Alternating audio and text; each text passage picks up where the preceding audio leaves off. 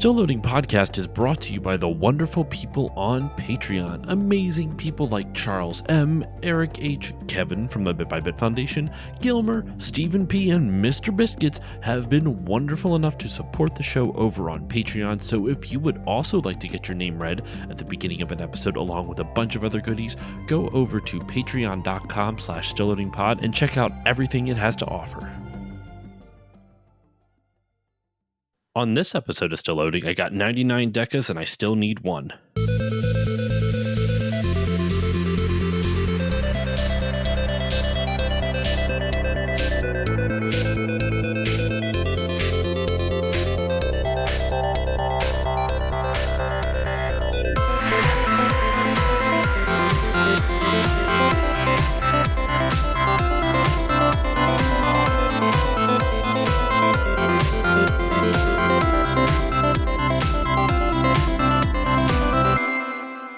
Hello, everyone, and welcome to this new episode of the Still Loading Podcast. I'm your host, Josh Koval, and today on the show, it's actually kind of a first-time thing for me. This episode is a newer game, a newer indie RPG game that I'm talking about and reviewing, and in interest of full disclosure, my guest and I did receive review codes for this game, and if you couldn't tell by the title of this episode, we are talking about Grand Soul Story, an indie game developed by a single person, developed by Moonsoul Games, developed by Jeremy Reineck, and joining me to discuss all things the grandest of souls is my good friend Chris from the Retro Hangover podcast. Chris, how are you doing today? Hey, I'm doing great, Josh. Thanks for having me back on the show. Pleasure to be back. Always happy to talk with you. Always a pleasure having you on, and I'm super grateful that you agreed to do this because I was reaching out to people. I'm like, hey, I'm looking for a guest to play a game that no one's ever heard of. And I don't mean that as an insult. It's a brand new indie game. Who's interested in this? And I know a handful of RPG fans. I know you are a big RPG fan, so I reached out to you and a few others, and you were kind enough to schedule some time not only for this recording but to play the game, and I know you got a lot of games on your docket, so thank you for setting aside time for this. I actually thought I was more free than I was when I accepted. So you're like, oh, here's the review code, and then I looked at my just what was on my plate, like my loadout, and I was like, oh crap, I have like 4 or 5 games I'm in the middle in right now. So it ended up working out. I ended up getting to it, obviously, or else I wouldn't be recording here today. But I greatly overestimated the time I was going to have. So luckily I prioritized my time well enough in order to get through this game. And I look forward to giving this review. And thank you for the review code. It was quite the experience to get through this, especially a game so new and so unknown. Yeah, it was really interesting to get through a game. Like if we got stuck, we didn't there's no online guides to look at. It was kind of cool actually. Like you really had to force yourself to figure things out when you might not have been able to, or like if you were thinking of resorting to a guide because you were getting frustrated with something, you had to figure it out. So it was kind of cool to play a game that has very little information online. I enjoyed that part of it. It was very old school because I would remember when I would get stuck knowing that there is no guide out there. I mean, this is something that I don't think I've experienced in almost 30 years, right? I would reach out to you and I'd be like, hey, man, what's it like at this part? And what am I supposed to do? It's like what we used to do when we were kids where we didn't have guides or we didn't have access to the internet. Like on the playground type of thing. It was good to have that experience again. Yeah, I know that wasn't necessarily intentional by the dev. Obviously, it's just a matter of like the situation, but it kind of worked in its favor, in my opinion, because it kind of rekindled some of those old memories of just trying to figure out stuff with friends as opposed to just going to an online guide. It was cool. Yeah, especially for a game that draws a lot of inspiration from the 16-bit yes. RPGs. Yep. I guess as like a quick overview, like what is Grand Soul Story? Grand Soul Story is an RPG inspired by 16-bit JRPGs and also inspired by Baldur's Gate. Would you agree with that? There's a big Baldur's Gate influence on it? I don't know. I Fair think enough. so. Like I've played some of those. I haven't played Baldur's Gate 2. I've played Baldur's Gate. I played Neverwinter Nights. I've played Icewind Dale. I've played BioWare games like Mass Effect there's similarities, but it's just like finding side quests in any other JRPG. Or I Hmm. mean not JRPG, but any RPG, really. Like, oh, here's a side quest. Here's something to do. I need to go do it and fulfill that side quest. So if the creator here believes that they were taking inspiration from Baldur's Gate 2, that's great. It just makes me wonder if that's really the direct inspiration, because I have heard, sidebars from developers or like indirectly that they will take inspirations from other sources, but they'll use more popular sources to say as a reference. Because if you Okay. use an obscure game to say this is where I got my inspiration from, no one's going to know what that is. So you're going to be like, I have no idea what this means.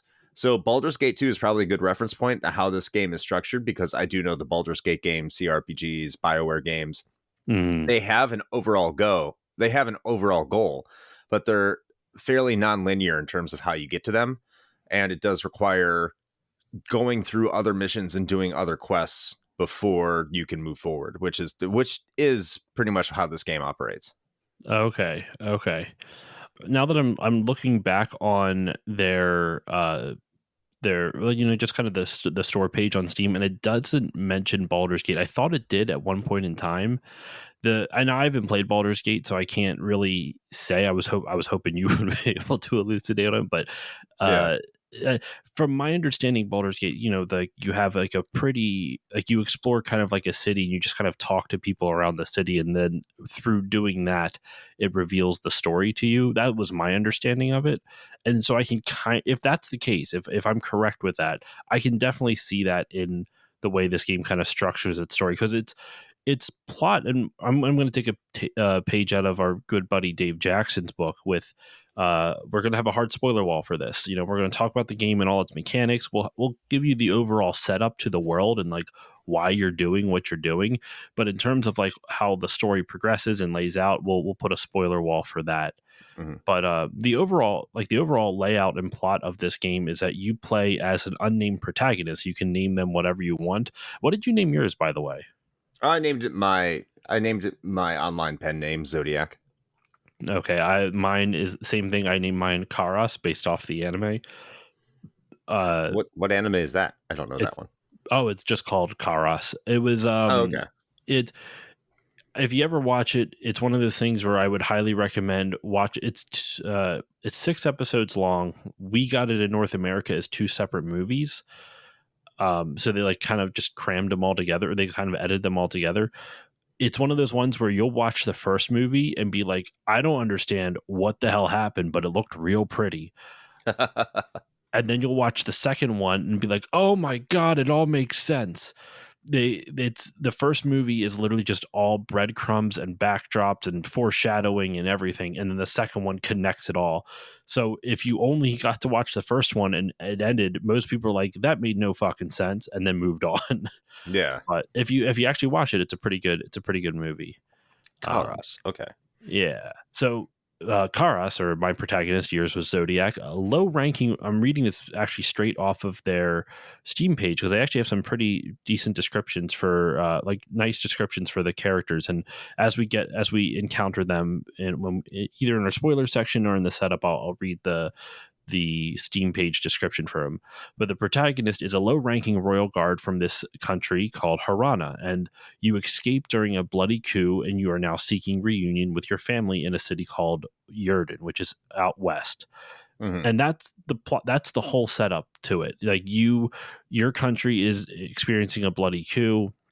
You have to escape through the sewers, and you are aided by two people named Elsie and oh my gosh, Santos, excuse me, Elsie and Santos, and they help you get out of Harana into a place called Old City, which basically you're given the objective. You have to make a shitload of money basically in order to bribe a guard to get out of Old City, bribe another guard to get into West City, and then from there you can buy an airship and meet your family in Yerdan. And that's all within just like the intro. That is the entire purpose of the story.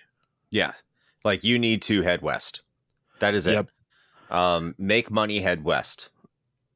And normally, I mean, what's your take on kind of this setup? At first I was kind of a little underwhelmed to be a little underwhelmed to be honest, but it did kind of, for me, it kind of worked itself out a little bit because the character stories I found interesting enough that the simple main protagonist story Hmm. kind of helped. It's not that way you didn't have to keep track of too many narratives at once. It was almost like your narrative was a vehicle for all of these other characters to experience their stories. But what did you think of it? Uh, Initially, when I first started playing the game, I didn't really like it. And this was a back and forth that me and you had. It wasn't so much about the plot, it was about how the game funneled you through the plot in terms of the things that you should be doing. Because at this point in the game, it didn't sound like it was all that non-linear, because the game is extraordinarily non-linear. But the Hmm. game does insinuate, like, hey, you need to go and talk to Santos at the docks. But if you do that right out the gate, now I know there's been some patches, it may have changed, but if you do that right out the gate and you try meeting Santos at the docks and doing the mission that comes with that, you're going to get obliterated. Yeah, Like, you are going to get scorched. that So is. Oh, sorry, go ahead. I cut you off. No, go ahead. I was just going to say that is something that we both experienced in the beginning. And to be clear, listeners, the developer of this, Moonsoul, is actively patching this game consistently. Um, I guess this is the best time as any to bring up, I think, arguably my biggest criticism of the game. And just to be clear, because I know the developer will probably listen to this, I did overall like this game, and you'll hear more of the details Hmm. as to why. So I don't want you to think that we're starting off with some bad stuff, but they released this game out of early access way too early. I would agree. It's I would agree. like I think that's making it's frustrating because there was a handful of patches and then the game is officially like released and launched, and there was a lot of stuff, there was a lot of bugs and issues, and I'm totally like, it's not a big deal for me because I understand, first game being made, solo dev, indie dev, that's all okay and good, but I think it's weird to release a game where there's still a lot of things that need to be fixed in it. And I'm not talking about like issues that I have with, or any criticisms I have in terms of personal preferences of combat or story or this and that. Just, you know, there's some bugs that we both experienced. We have there was one that you couldn't get past a guard later on in the game. Yeah. Something that, yeah, is supposed to be that you talk to them, the guard move out of the way, and then I left the town, came back, and the guard was not out of the way and wouldn't move out of the way, and it just wouldn't re-trigger. So yeah, definitely through the course of this game, and to more to what we're talking about right here, is that the battle balance Yes. was way out of whack when we both started playing this game. You would be absolutely punished. Now, is that a case of us just going to the wrong place? Perhaps. Perhaps there is some sort of order you are supposed to do, because there was some success when I realized I was struggling in more of the story oriented ones. And that's what actually forced me to do some of the side quests. And then once I realized the game was more non-linear, I Hmm. started treating it more like a saga game, like Saga Frontier or Romancing Saga, Okay. which I actually thought the developer, and if they didn't, they, I'll probably hear that it didn't, but if they got some influence from the Romancing Saga games, just because aesthetically the game looks like Romancing Saga, and a lot of the Romancing Saga games, more specifically 1 and 3, do develop by getting side quests, and that's how you hear a lot of the story, is not by progressing the character itself, but going through side quests and doing those things to learn more about the world. And that's more what Romancing Saga is, and that's what this game is. So once I settled down into that, and once you told me that the developer rebalanced the difficulty, and this did give me a new appreciation for balancing difficulty in RPGs. I think it's something we take for granted a lot. But Hmm. once the difficulty was rebalanced, then it was just off to the races, and I started having a lot more fun. Same, and because the first little bits, just in terms of straight combat, because I yeah, we'll probably touch on some locations here and there, but we can focus on the combat and the gameplay for right now before we get into the. Yeah, obviously I said I would do a spoiler. I'm all over the place. I'm losing it already, y'all. No, but with the battle, like with the combat mechanics, excuse me, it felt like even though the game was supposed to be non-linear in the early stages, just to be clear, this has since been patched out, but I'm talking about, we're talking about our experience as we played through it. Mm-hmm. It felt like you had to fight enemies in a specific order in a specific location because those were the ones that you could beat. And I had multiple save files so I could guess, test, and revise numerous times, because there would be times where like I would go into one location, fight a whole bunch, lose a whole bunch of my items, and I had already saved at that point afterwards. So I'm like, well, I beat what I needed to, but I lost almost everything. So I'll save here because I did make progress, but I want to go back to another save file just in case something happens, just in case I screwed over later on because I don't have enough now to continue on. And that's how brutal that the early combat was. And I'm glad I did that, because there was a handful of times where that did occur. And then also sometimes there would be a bug that would I would have to reset everything and go back and just know to not do that again. Like, for example, the one thing that happened was in Old City, where you escaped to after Herana, there was the mines up in the north. Yeah. If you go down into the mines, and they talk about, one of the little side quests is that there is a resistance group fighting against the evil ruler of the DuPont area, because you're in Old City as part of this greater area of DuPont, and there is this guy who pretty much runs it all called Demetrix. He's kind of like the Lord of DuPont. I don't know what his exact title is, but you hear about him, and like the world they paint is pretty grim, and we'll go into that a little bit further in a moment. But you go down to the mines, and so there's a resistance group against this like big evil government, and they're stealing stuff out of the mines. And there's a cutscene that happens because one of the characters in your party, Elsie, which she was one of the people that helped you escape, knows someone in the resistance group. And so she gets shocked and kind of runs away for a little bit, and I couldn't get her to come back to my party. I couldn't talk to her. She was just hiding around a corner, and no matter what I did, I couldn't get her to come back to my party. Oh no.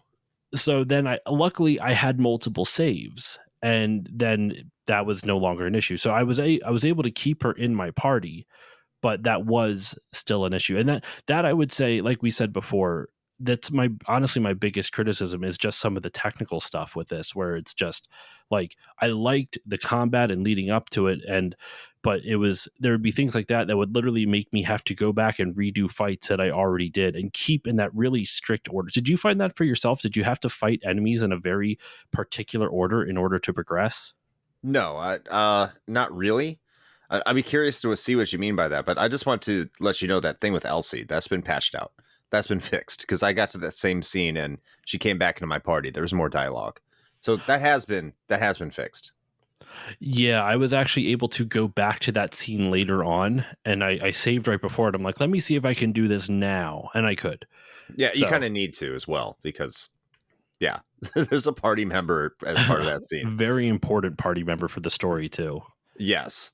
But like, what do you mean by a specific order? Because I have my own feelings on how to encounter enemies, pre-patch, post-patch, and just like an overarching feeling in general that comes from that. But what do you mean by specific order?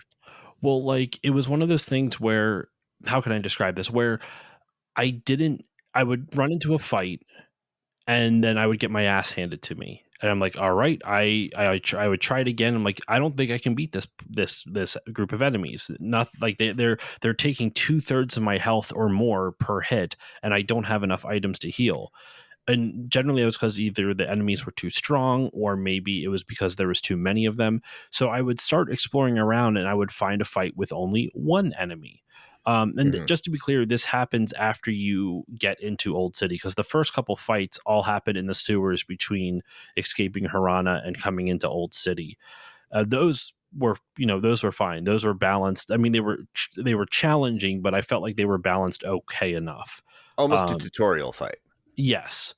And that was totally fine. It's once you get out of that tutorial fight where, you get into the larger Old City area, which I liked.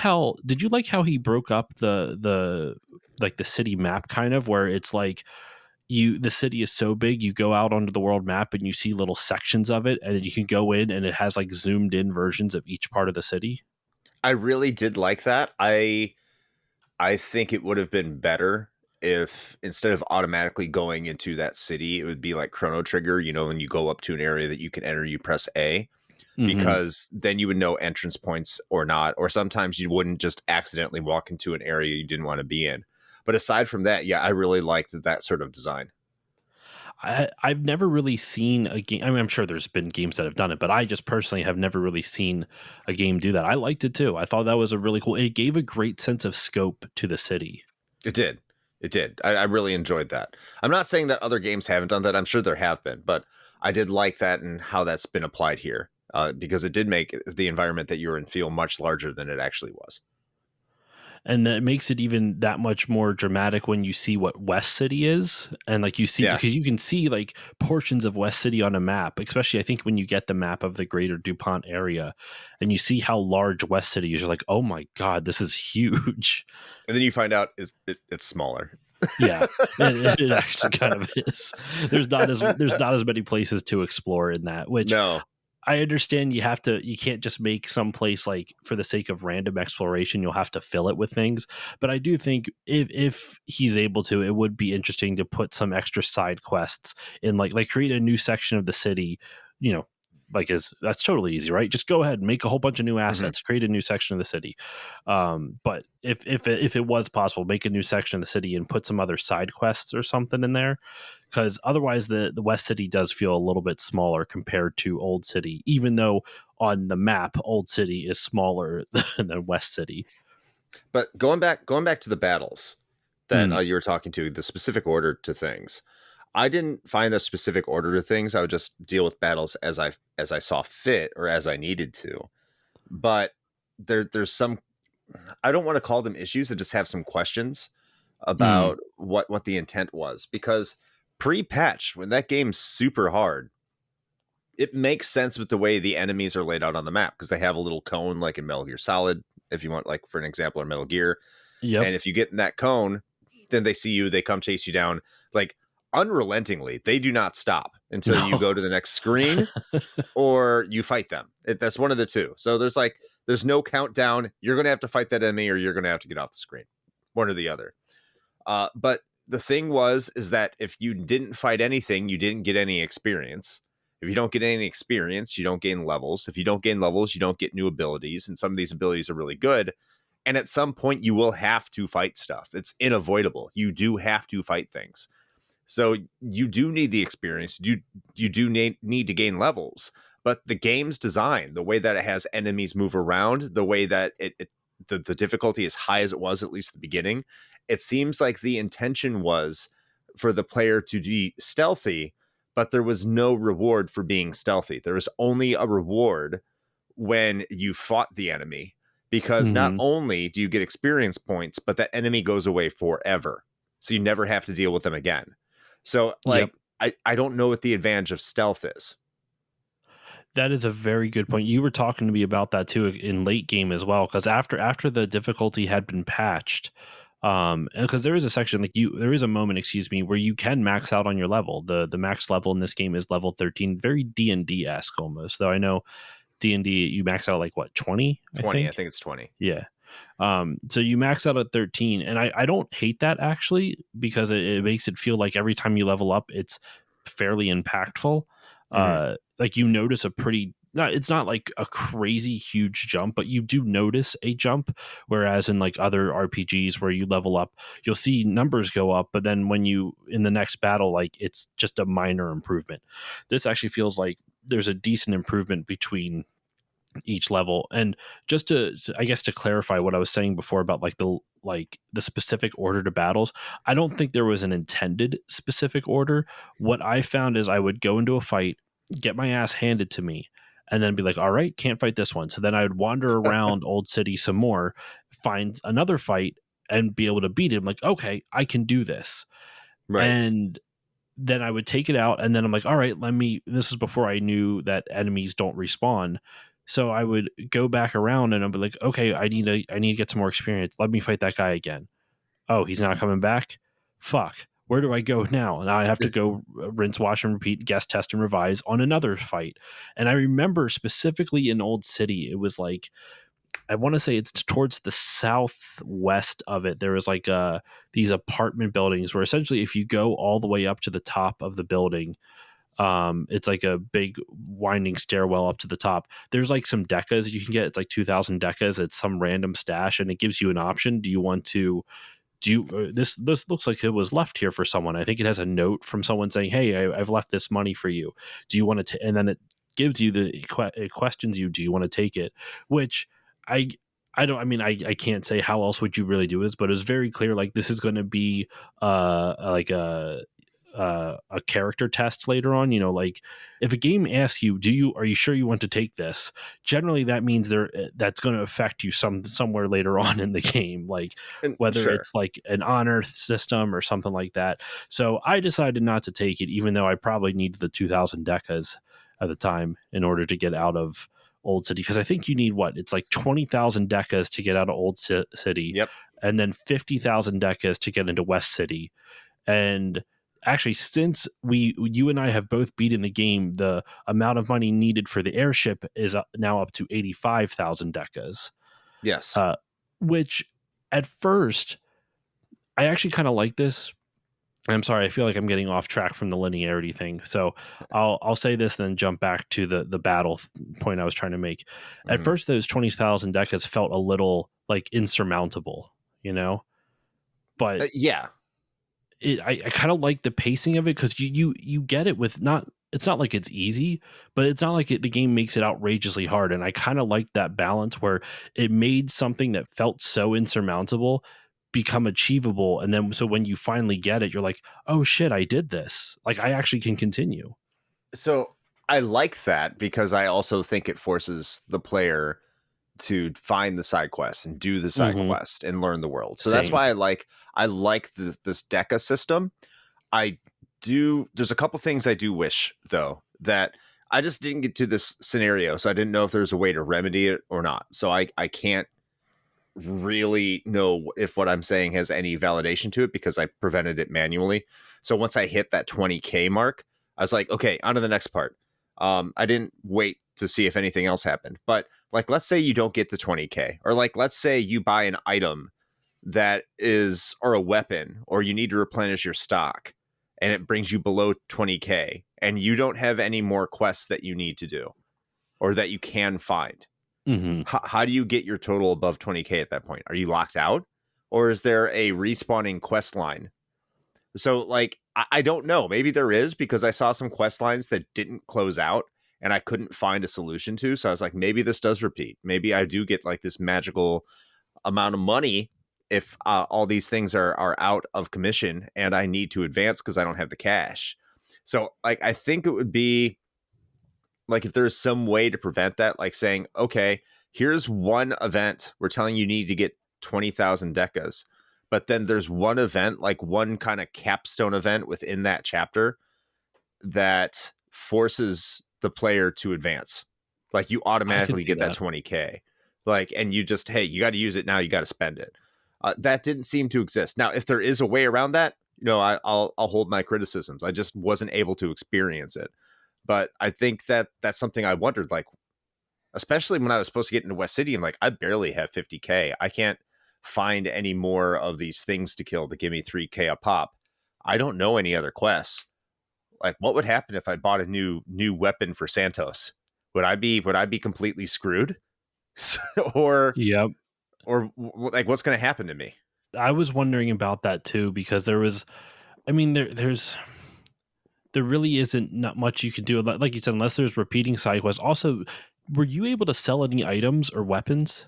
No, I didn't like that either, because now I have all this junk in my inventory, which comes to inventory management. And I hope I'm not sounding too harsh. I know this is one person making this game, but I think the criticisms need to be levied if they're fair, right?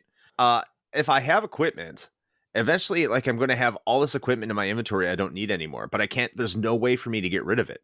And sometimes when you're trying to access an item to heal your party post-battle, it can become irritating that like you have to sift through all these items, and there's so many items you need to go through, some of which you never want to use in Yep. order to get the item you want to use, because you can't sell anything. Or if you're trying to equip anything on any character, you need, it's not that irritating because it doesn't really go above 4 or 5 different items you can equip. But Hmm. like if you just want, like, I am never going to equip this breastplate or whatever it is ever again throughout this game, why Yep. can I not get rid of it to my Yeah. benefit? Even if it was just like pennies or something like that, like, especially in the world that was built here, you could make the argument that that like sellers would be like, well, we make so little profit off what we have, so like when we buy stuff from you, we're only going to give you like 2 decas for like this breastplate. Like you could make it like laughably low. The only reason I can think of that you weren't able to sell things is that it would make getting the 20K or 50K a little bit too easy. But then I also figured like, well, if that's the case, you can just up the limit, like do 30K Yeah. decas. Because one of the other things this game does in terms of items, one, I actually like the item variety. There's a couple things I like that this game does with items, not necessarily the fact that you can't sell them, but I like that the items are very varied. There's lots and lots and lots of different items. Like it takes a little bit to get used to. Like there's so many different names, and I would almost say that's a problem, but they all do kind of unique things. Like there's some the thing that's interesting about the combat, and the items tie into this, I promise. I feel like my mind jumped there without explaining how it got there. Yeah. There's three different like stats that you have to pay attention to battle: your HP, your SP, and your, like, I forget what it's called. It's like MP. AP. It's not MP, but it's AP. what, AP. AP. I think it's ability AP. points. I don't remember them really giving Yeah, any names to it. I'm just going to assume ability points and skill points. that's what. Yeah, so HP, SP, and AP, and HP obviously is your health, but your SP and AP are used to dictate what type of special moves your characters can use. Mm-hmm. Any type of special move that usually involves some type of like elemental type of thing, whether it's like lightning or fire or whatnot, that used a lot. I noticed that used a lot of your AP points, if I remember correctly, Yes. and which were the blue line. And then anything that used like more physical attacks was like SP points.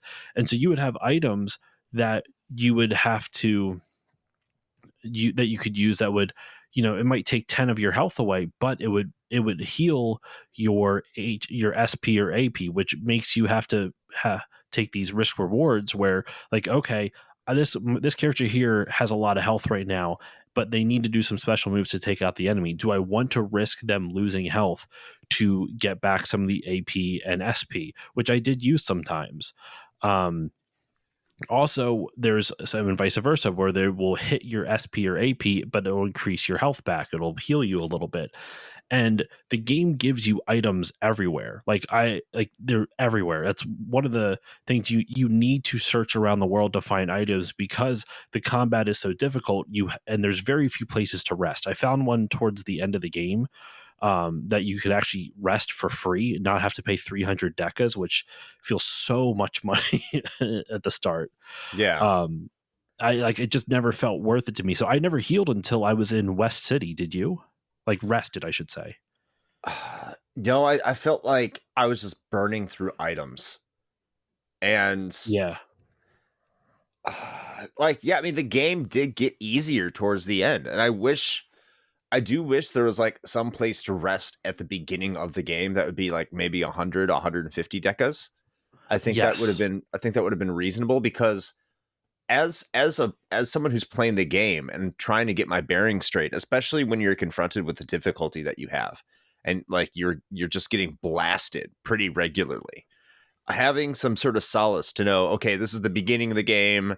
I think it's even more important to have it at the beginning of the game than the end, because it's kind of like, hey, it's the beginning of the game, you're still learning the ropes. Hey, here's an inn that you can stay at, and you can replenish yourself just so you can continue to learn the ins and outs of the battle system to your heart's content.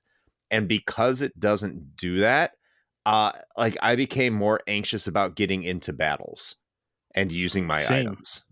And it's not a good anxious. Like, I don't look back at it and be like, I'm happy it was like that. No, I didn't. I was happier when I knew I could go to a hotel and rest because I could cover it with the money. I was happier when I knew that now that my characters were leveled up, I could wipe the floor with an enemy encounter, that my abilities, I had found the abilities that I was very comfortable with and I could use, and then I was happy about it. Uh, but I mean, the game just got significantly easier. So, like, the beginning of the game, it was so rough, and not being able to heal, like, it almost dissuaded me and made me very uninterested at the beginning because of how punishing Yeah. it could be. Thankfully, a lot of that has been patched out. I'm actually curious to start a new game file just to see how different it is from when we both first started playing it. Because even as of like today, I literally updated the game today. There was another patch, literally done today, where they one of the patch notes was early game difficulty balancing. Like the game is still being worked on. So as much as Chris and I have been like offering like I would say it's criticism, but I would argue it's like more balanced. It's not like we're not shitting on it, just to be clear. No, I'm um just saying, like, things I saw that I think could be improved, because that, and it sounds like it has been improved. It definitely got improved after a mhm. point with us. And what I am saying is, once that difficulty becomes more balanced, I actually kind of wish the game became more difficult at the end stages, because I got into a rhythm where I was just kind of selecting the same abilities over and over again. And by the way, the abilities I was picking were all SP abilities, because it's super easy to replenish your SP once you know that you can go into the menu and Mhm. select how your characters will gain that. I didn't know that at the beginning of the game either. That wasn't anywhere did you since. uh did you Hmm? switch it so anytime one of your characters took damage, the rest of the party gained SP? No. I swapped it towards all my characters. When they did damage, they regained SP, except Mm. for Elsie. She gained SP after every time someone else took damage. Oh, because Elsie was your healer then, right? Yes, and that's the other thing. Elsie's the only healer, so she's pretty much in your perma party. She's never going to leave. There's no reason to take her out.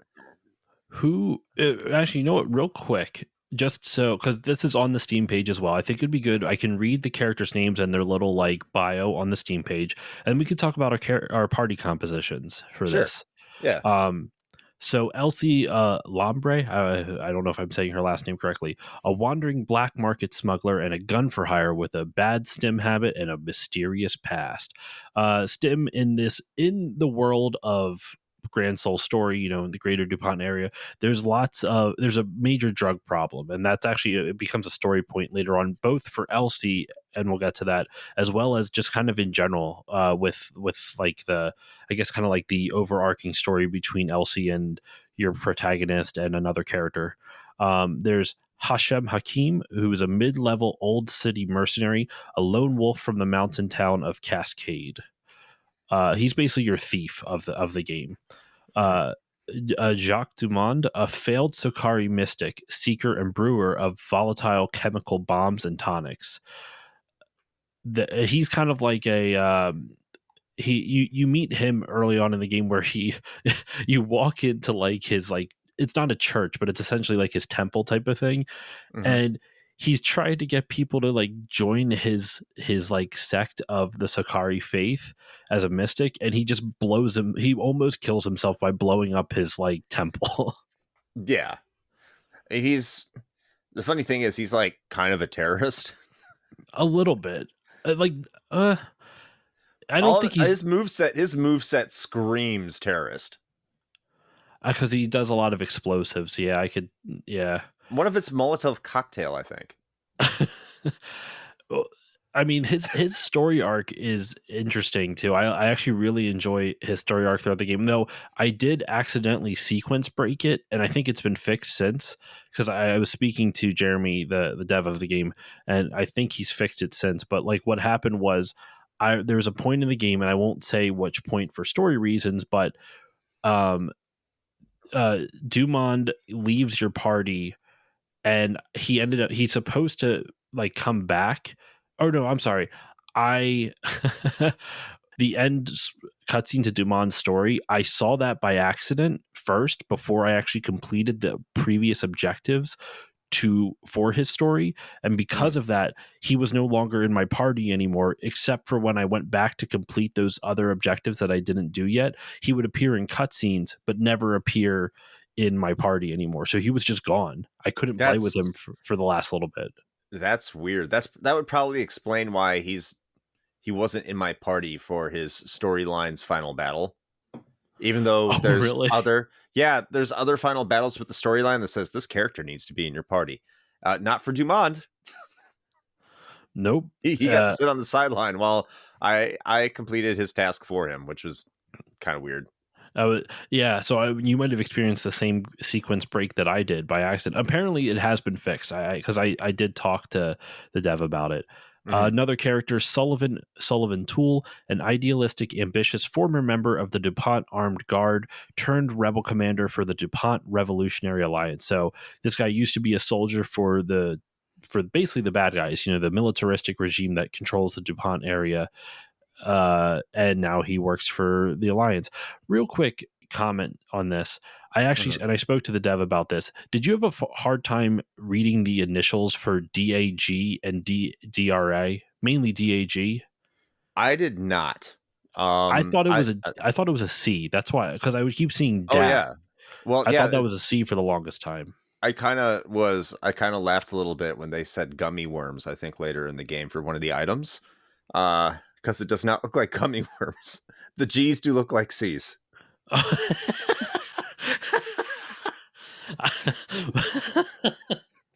Oh no. Oh no. The G's do look like C's, you're right. And I also noticed the reason why we thought like some of the decas, like if you got amount of decas, I thought I would get like 25,000 decas. Well, the D's didn't look like D's, they looked like more O's, so it was actually 200, it was like 2,500 decas, and the other zero that I thought made it 25,000 was actually just the D for deca.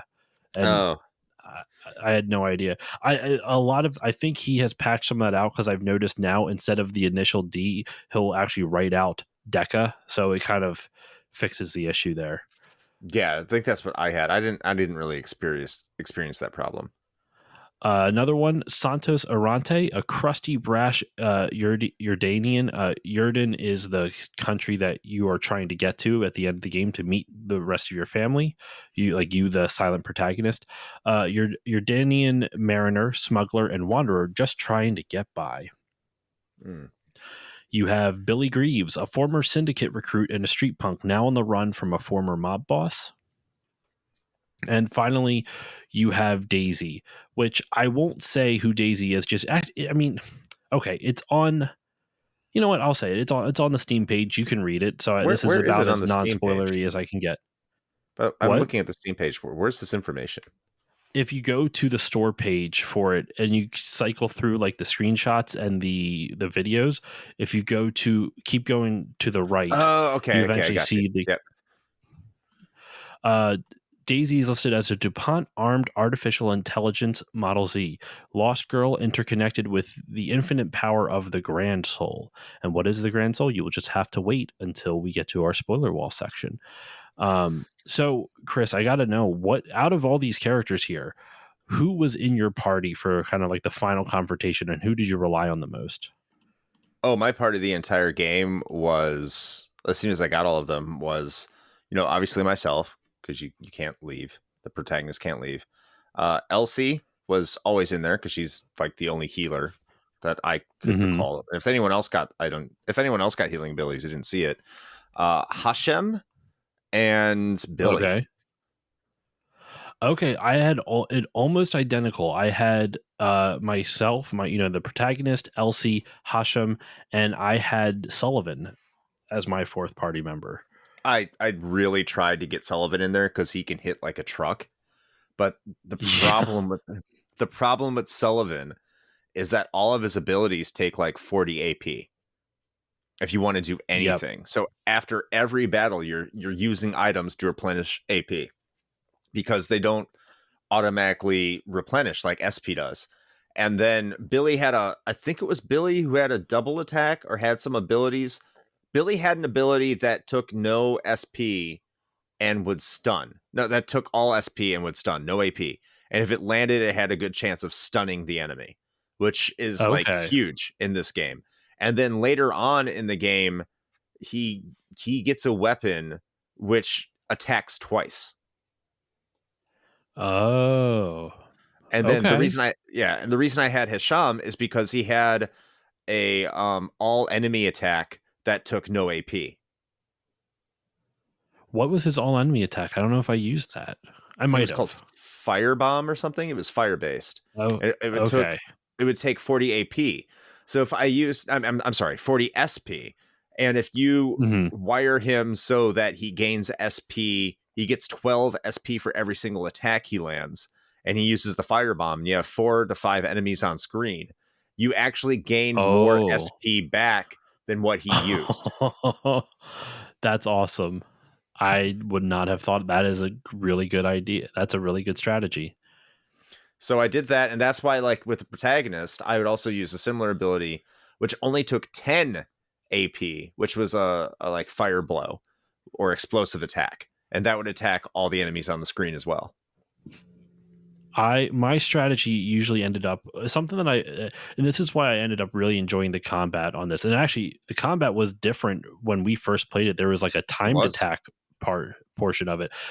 I'm kind of happy that got patched out because I thought it felt a little gimmicky to include. Did you agree, or do you agree, Yeah, it felt or did you gimmicky, like and it? I I thought it felt gimmicky, and I'm glad it was patched out as well because there didn't seem to really be a huge advantage to landing a timed attack either. Like there wasn't that noticeable of a difference, especially when you're getting your ass handed to you. So if like I was doing significantly more damage, and maybe if that window was narrowed more, I could see that being a lot of fun. But because it was so broad and it didn't really seem to do that much more damage, and it didn't really seem to matter in the grand scope of things because the enemies were doing like a third of your hit points with one attack every single time they would attack. You didn't really Hmm. have anything to replenish it. Like it, yeah. I just wish it was more refined. But so I'm happy it went in the direction that it did with just a standard JRPG attack. Same. And as much as at first I was like, okay, I can see this is them trying to differentiate, kind of make their game be a little bit different than a typical quote unquote JRPG. But I honestly think like the whole SP and AP dynamic, as much as it can be frustrating to keep track of like three different stats essentially, I actually kind of found it really enjoyable once you kind of start figuring out the mechanics. And like what I would tend to do is with Hashem, he had the ability to power up people's individual people's attacks. Yeah. So what I would tend to do is I would first have him. He also had an ability that could lower the defense of all the enemies on screen. So I would have him lower the defense of all the enemies on screen, have the other characters attack around, and hopefully get some of their SP up. And then he would then use the attack up command on my guy, on the main, like the protagonist, the unnamed protagonist. And then I would use, I think it's called like dual blows or something like that. It was like a percussive attack type of thing. And Hmm. it would hit for like a couple hundred, and it would hit twice on a single enemy, and it was awesome. It was one of the ways I was able to take out some of the enemies, some of the more challenging enemies, because it would just hit like a truck. Towards late game, that didn't become effective, which is fine. I had to switch up my strategy. What I ended up doing was Sullivan. He has like this ability. You have to make sure your AP and SP are up because it takes a chunk of it. But he can get like different types of like specialty rounds, and there's one that Yep. literally is just it's effective against every single enemy type, which was really handy to like help figure out weaknesses, like what and because that's an excuse me, that's an aspect we haven't brought up yet. Each enemy type and character type, each one of your characters has a different type of attack strength and weakness. Yes. um main and so if you can hit the enemy's weakness, you can not only decrease their defense, usually you can also stun them for a little bit, which is what you were saying, Chris, by doing that kind of uh well, not every enemy was weak to fire, but if it was, that group fire attack was super helpful. Yeah. Yeah. Especially if they were weak to fire, it would induce stun on top of doing a fire attack as well. And that's Mhm. why knowing their weaknesses is so important, is so you can affect the enemies so they do get stunned, because it does provide some relief to when they attack you, especially because they still do a decent amount of damage even later in the game, even with the rebalancing patch to make things a little bit easier and to help you get through. One thing that kind of irritated me a little bit is as soon as the enemies would get unstunned or their status effect would be dropped, they would immediately attack, and you didn't have the same Mhm. penalty, or you didn't get the same benefit. I'm sorry. You had a penalty where as soon as you would get unstunned, because this has an active time battle system, much like Final Fantasy does, except the battles pause when it becomes someone's turn. So you see the bar like fill up, especially essentially it's a wait battle system from Final Fantasy if you want to go down that route. Yeah.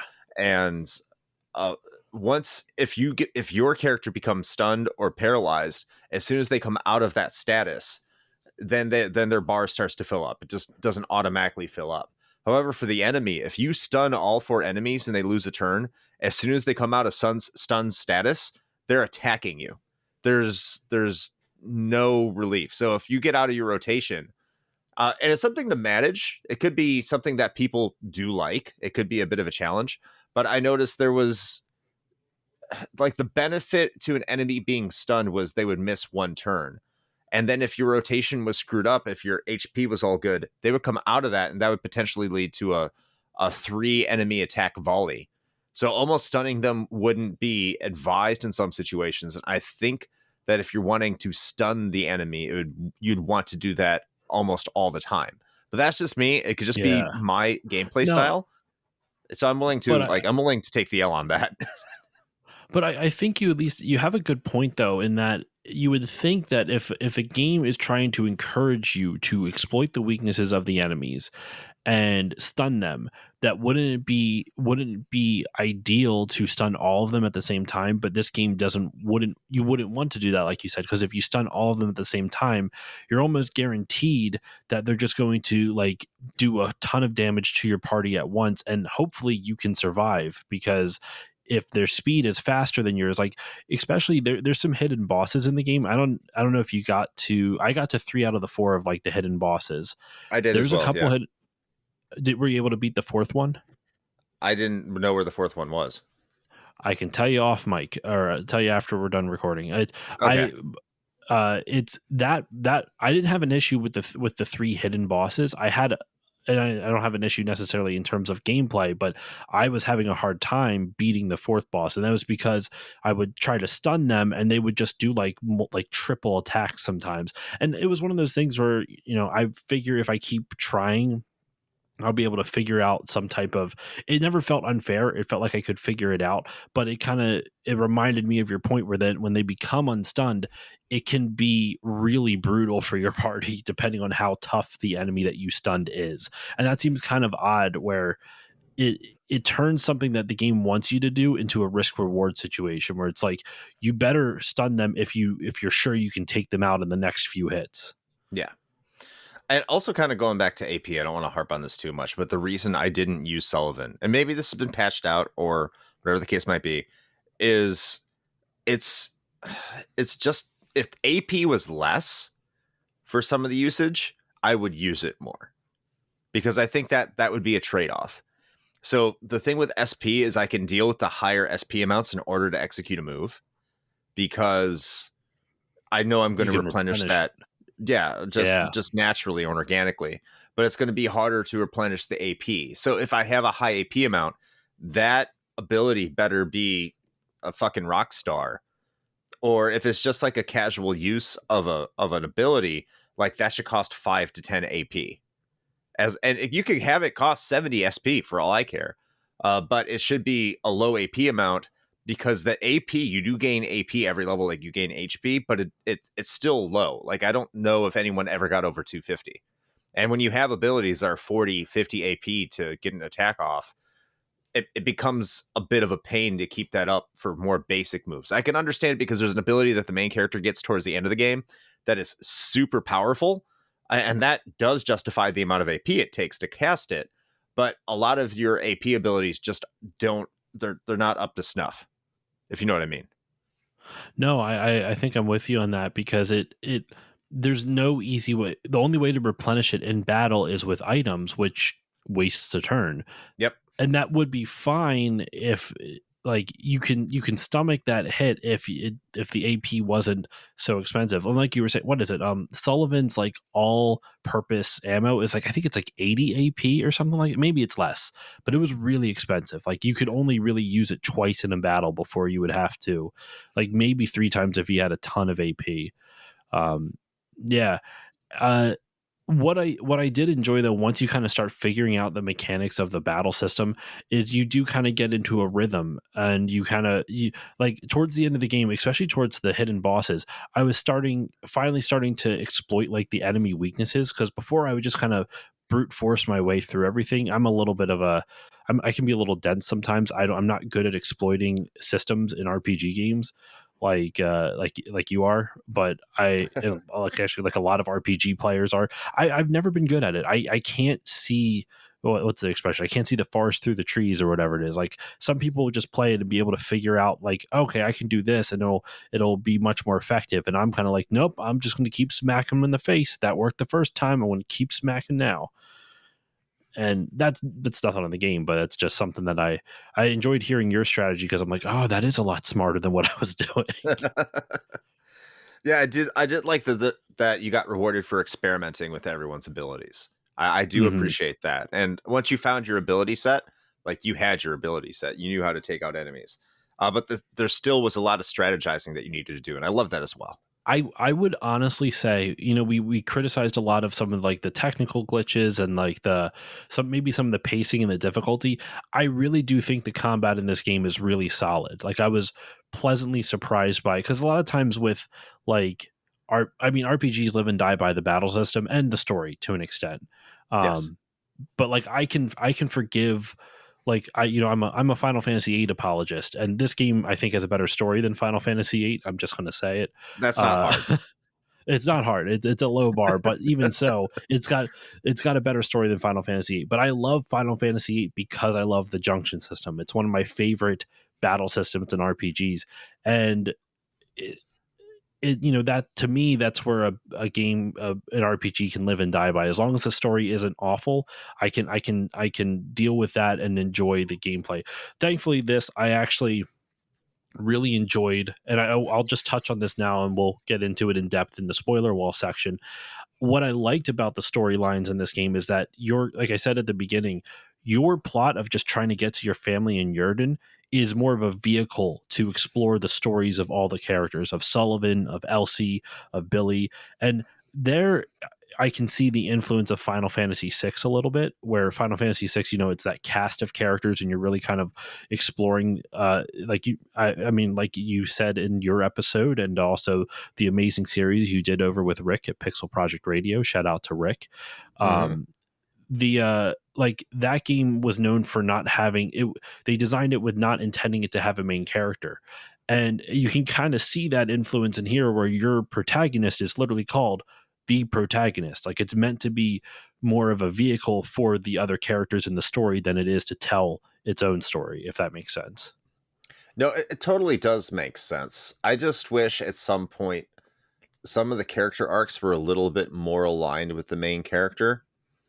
Hmm. Um, I understand at some points you're doing things because these are your party members and you become close with them.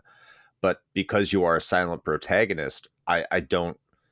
It seems like that you, the character, and this is maybe where the Baldur's Gate character RPG element comes in, because you don't really have to do any of these things for the benefit of your party members. You don't have to, Hmm.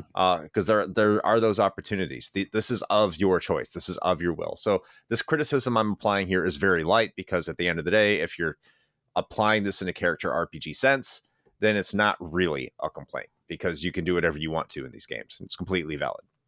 But I just felt like going after their goals and objectives, like there's no real reason for your character, the way it's explained at the beginning of the game, to do it, like without getting into specifics. Yeah, no, I agree. I agree with you on that. And even in vice versa, some of the characters that join you, I don't quite understand why they decide to stick with you.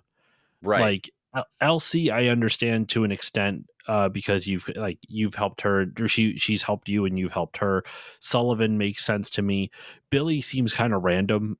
Like I like Billy, and I actually got a little bit more of Billy's backstory from the dev because I didn't get to experience it in game, and we'll get into that for the spoiler section. Mhm. But like Billy didn't make a whole lot of sense. Santos actually makes the most sense. Did you know that you can get Santos back in your party? I did get Santos back in my party. You did? Yeah. Okay. See, I did not know that. So he leaves your party, listeners, at some point. I won't say why in terms of the story, but it's pretty early on in the game. And I literally came back to it after I had beaten the final boss, per se, the technical final boss, I guess.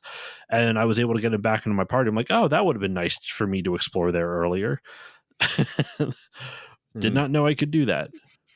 But there are also times that, again, going back to the Baldur's Gate 2 thing, the only reason I bring this up is because Baldur's Gate 2 had been brought up. You said that's been removed. I can't find it either. So maybe that is no longer being a stated source of inspiration, but I think it was. It definitely was at some point. I could have There, sworn, yeah. yeah, there are times where I'm like, my party members should be so disgusted with what I'm doing right now, they should be leaving. Like, this feels like something that someone in my party would be upset. There was even a point in the game where it said, hey, you did this, and this is going to make your party member upset if they find out about it. And it had no impact on them whatsoever. I can't remember the specific instance, so that's not even a spoiler, but there was some time they're like, hey, you just did this, which means you're going to get like 10,000 deca. But at the same time, this might piss off a certain party member, which I think may have been Dumont. And I hope he doesn't find out about it. And then, like, it has something to do with the Sokar and Sokaris. And so, like, you Mm. went back there. Oh, it was a hit job. And Okay. and you did a hit on a specific character. It may have been, I don't know. I'm going off on the rails here. But either way, it said it would piss him off, and then no mention of it, other than the fact it said it would piss him off. So if that could happen to your party, if that was there, because the game intimates that that could happen, if they would leave after you have some certain dialogue choices, then I think that'd be really cool, because some of these characters can leave your party Yep. if they complete their arc. Some of them will. Some of them, that's your choice. I won't say which ones, but I think that's really cool that can happen, Agreed. because it's up to you to see how far these characters in your party can go.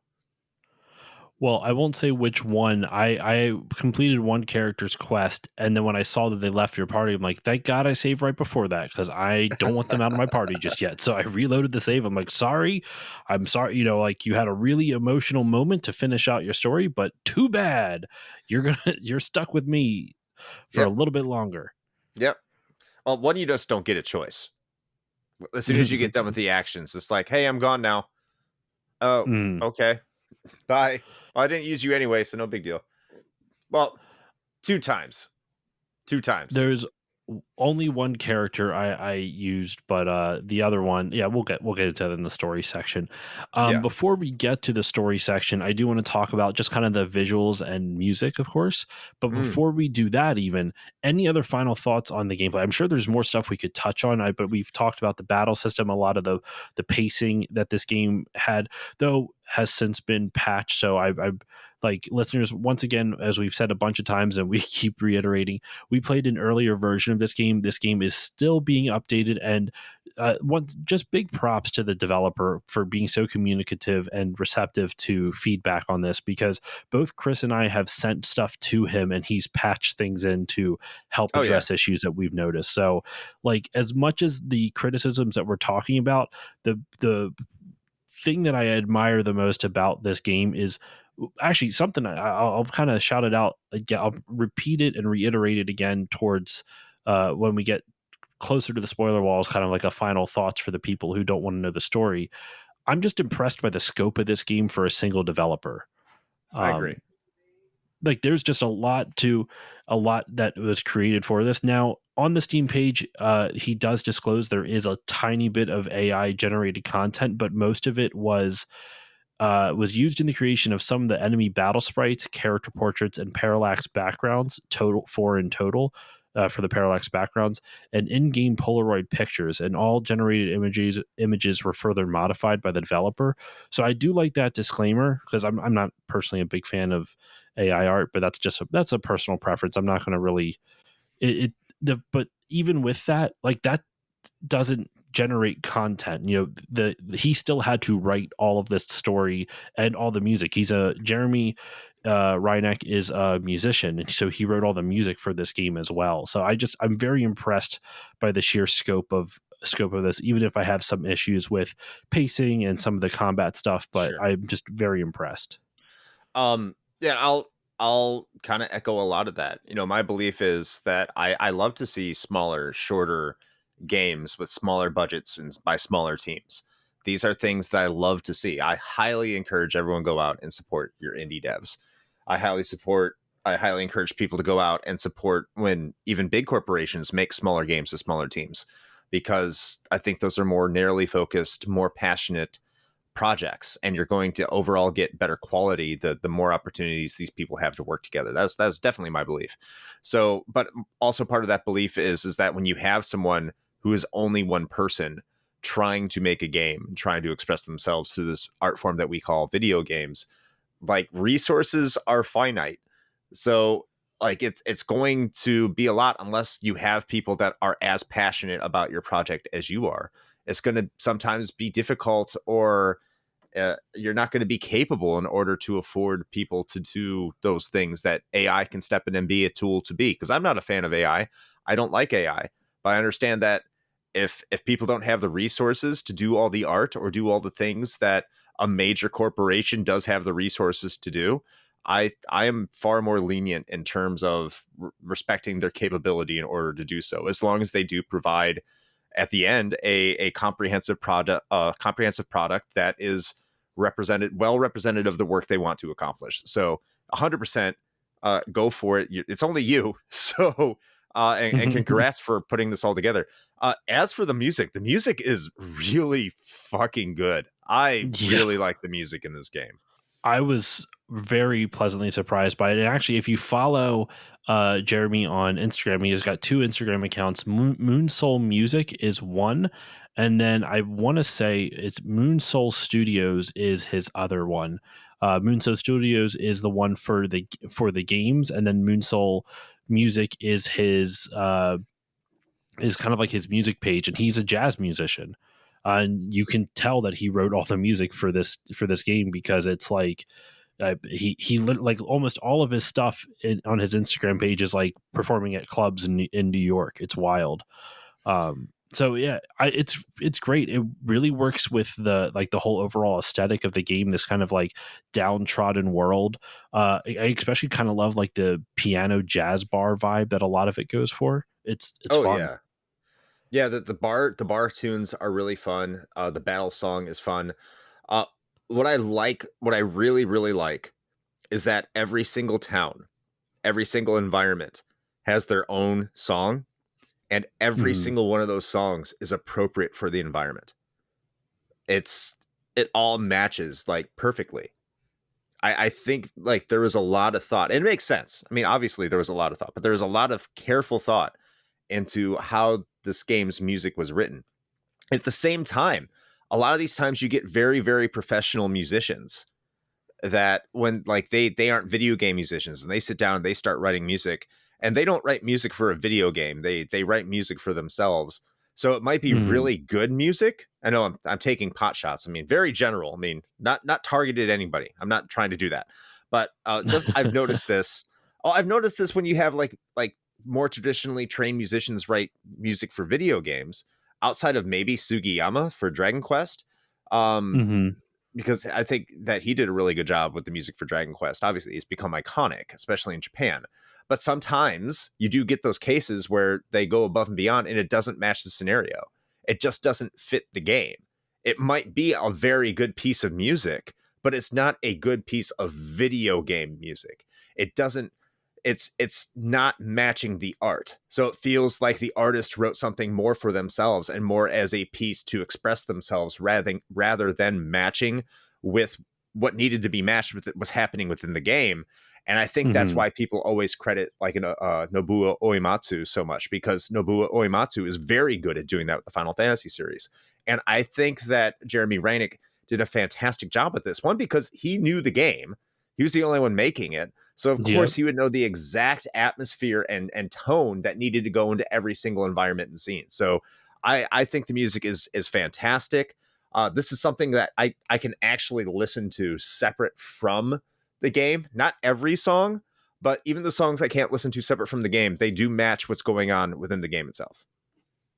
They don't stick out like a sore thumb, which I think is a credit, because a lot, sometimes there's that adage, like good sound design is sound design you that you don't notice. And I understand we're talking about music, not necessarily sound design, but I Yeah. do think with video game music there's an element of sound design, and what I mean by that is something you said just a little bit ago, like it doesn't match what's happening in the game.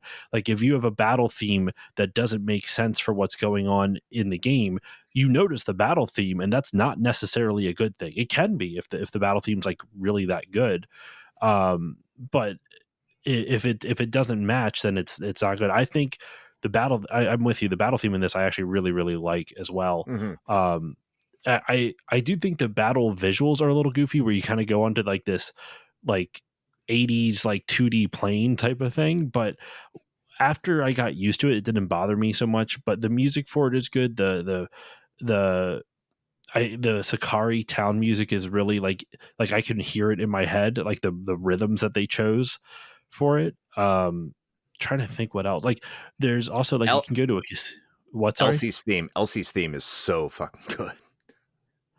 I have to re-listen to it then. I because I'm bad at remembering themes. Like this isn't just for this game. I mean, like if you ask me to hum, well, actually Terra's theme I can remember because it's the intro to Final Fantasy VI. But if you ask me to hum like Locke's theme or like Cyan's theme from Final Fantasy VI, Mm-hmm. I couldn't do it. I wouldn't know it off the top of my head. Oh, I So don't think I that's can not hum it, but I can tell you it's good.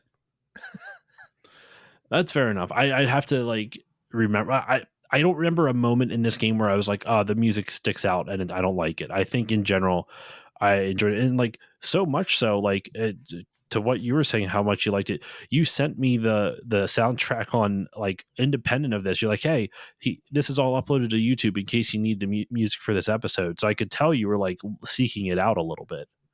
Yeah, I definitely was. Because it wasn't up for a long time, and I wanted to see if I No, could find it and listen to it. And then just out of the blue one day, like the entire soundtrack ended up on YouTube. So go check out what Moonsoul Games on YouTube, because I'm that's where you can find the soundtrack guessing. and just listen to that quality.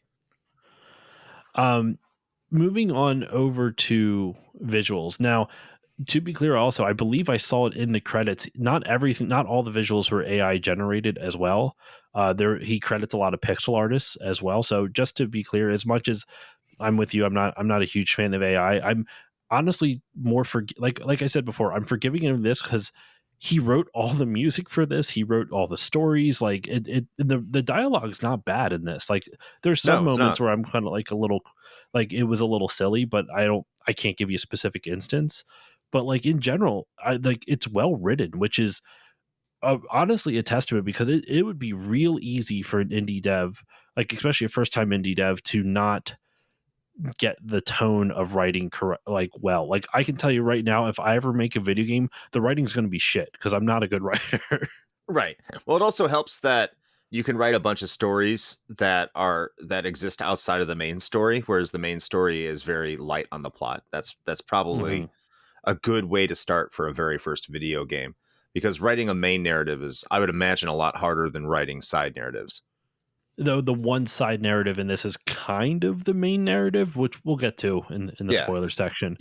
Um, Sorry, were you going to say something? No. I was just going to let you carry back on. You're I talking was about the just going to graphics. say, yes, the graphics. I like them. They look 16-bit esque. They're a little bit different than 16-bit. I like that. Um, I like the overall like visuals in general. The only complaints I really have, and it delves a little bit into the gameplay, is that there's almost a little bit too much random stuff thrown around the screen.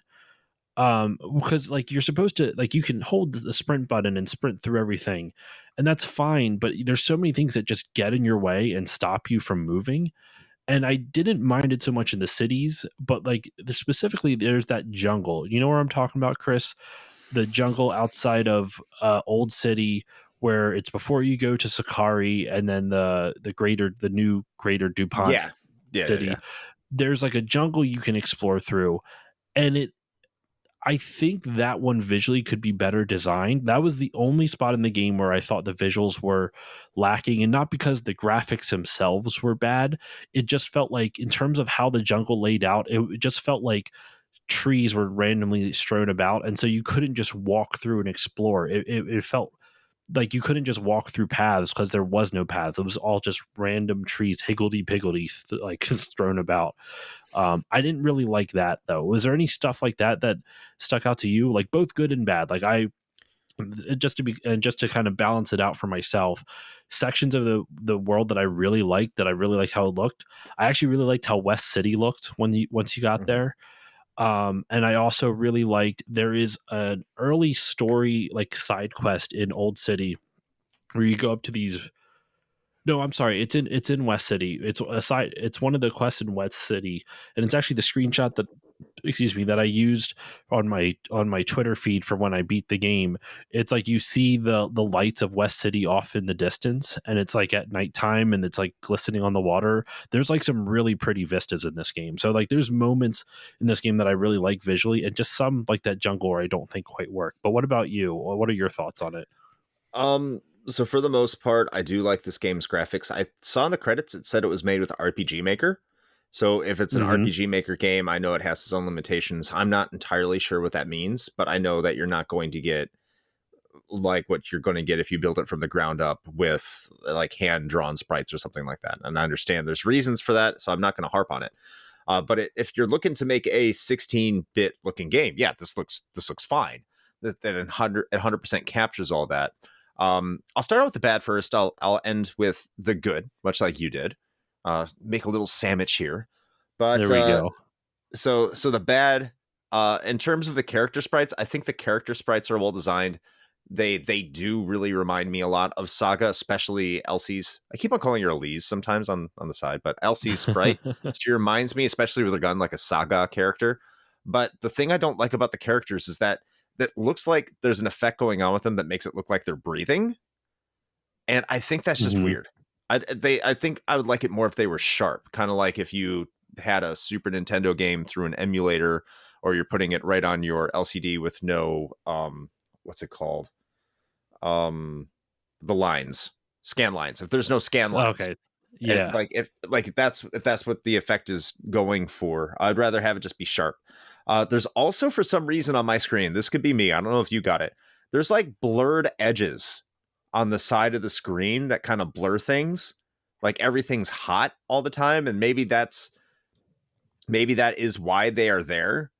But it seemed to be in every environment. It just seemed like the corners were blurred out. Did you see that?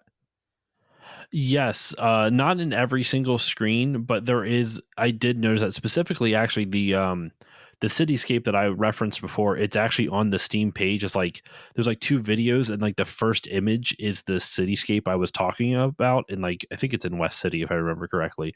But Mm-hmm. like the right side of the screen has Elsie and Sullivan talking to each other, and the left side of the screen it just kind of blurs off into black. It's like I think it was meant to make it more like ethereal feeling, or like kind of like dreamlike. But Yeah, yeah, I'm kind of with. I did notice what you're talking about, where there was some like screen blur on the edge, and I don't know if that was intentional or not. But I don't know either. I'm with you on that. I didn't like it, so I'm gonna say I don't like it. What I did like, let's get. Oh, one more thing I didn't like before I get to the things I do. The boat that you get when that boat moves Yeah, around in the water, it's funny. you can like hop over islands. It's weird. Yeah, it's kind of cheesy. Like it doesn't move like a boat moves at all. Uh, I think it's because you can move diagonally with it, so like it just it sure. flies across the screen. I love how fast you move, but it looks Yeah, silly. it looks really silly. In terms of the things I do like the sprite design. I think the sprite designs are really good. I like the character portraits. I like the just general presentation in terms of menus. I like the battle screens. I like the enemy sprites. I think that the cities are very well detailed. I think the cities are definitely a highlight of this game. There's a lot of attention to detail put on the cities in terms of Mm-hmm. everything that's available. I like that if there's an item in a box, you can tell. I like that there's items that look slightly different than the rest of the environment that you can interact with to pick up an item for. That's also really cool. So I think that, yeah, do I have some complaints here? Yeah, of course. But I think that in terms of it looking like a 16-bit RPG and adding those little bit of details that, of course, you couldn't get out of a 16-bit RPG, obviously, those are really cool things that I liked. And I'm just to hammer back into the environmental details within the cities themselves. They're great. I think they're really well crafted, especially for an RPG Maker type of RPG, which apparently is what was made to use this game. So credit on the graphics as well.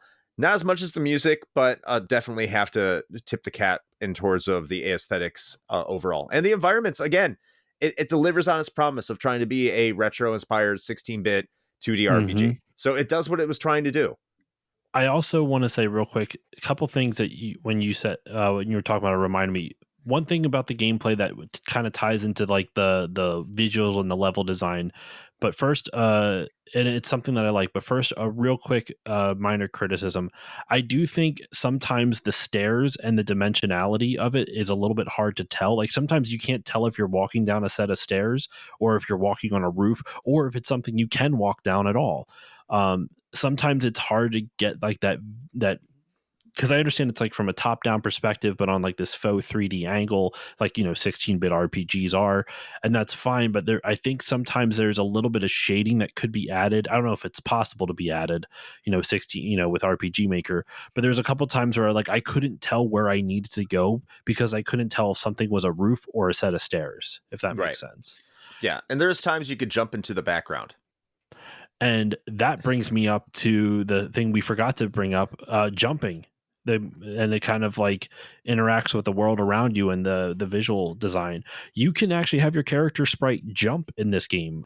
You can have them jump over things, and there is a couple hidden items that you can find, like if you jump across rooftops, which honestly, as much as we criticized it in the beginning for how much it's reliant on items, I actually kind of like that because it forced you to actually use all your items as opposed to hoard them and kind of figure out an economy of items.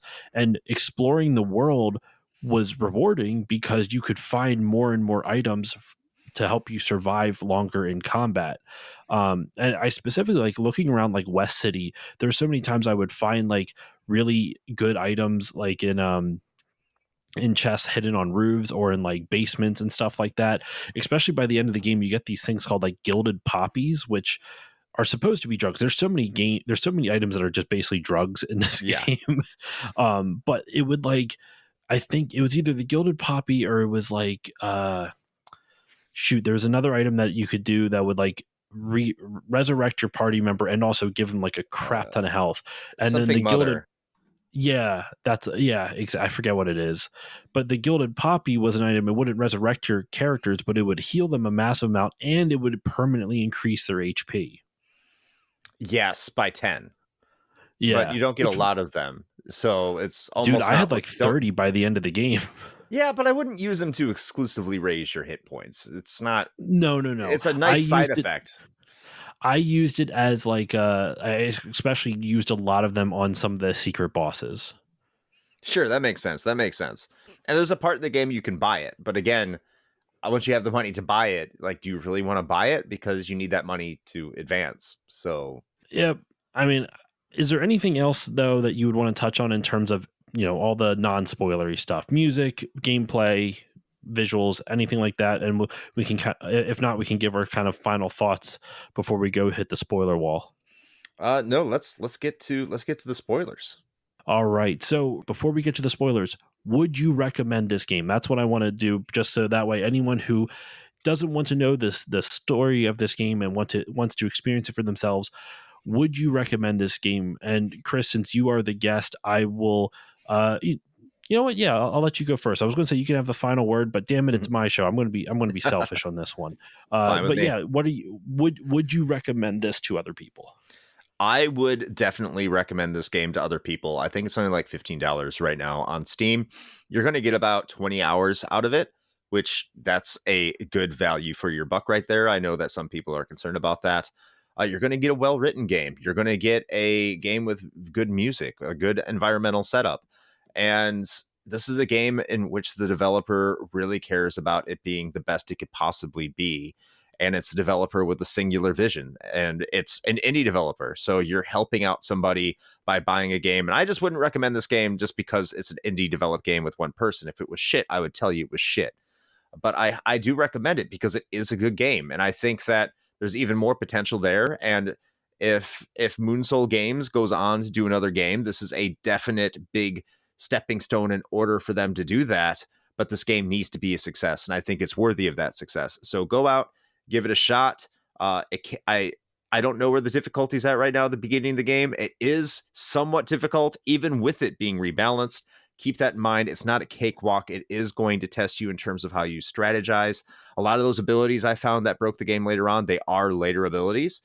So keep that in mind as well. But yeah, if you like 16-bit RPGs, you like things a little bit more difficult than usual, you like a little bit of non-linearity in your experiences, because I know Final Fantasy fans, you love to bitch about that, or not bitch about that, or however you behave.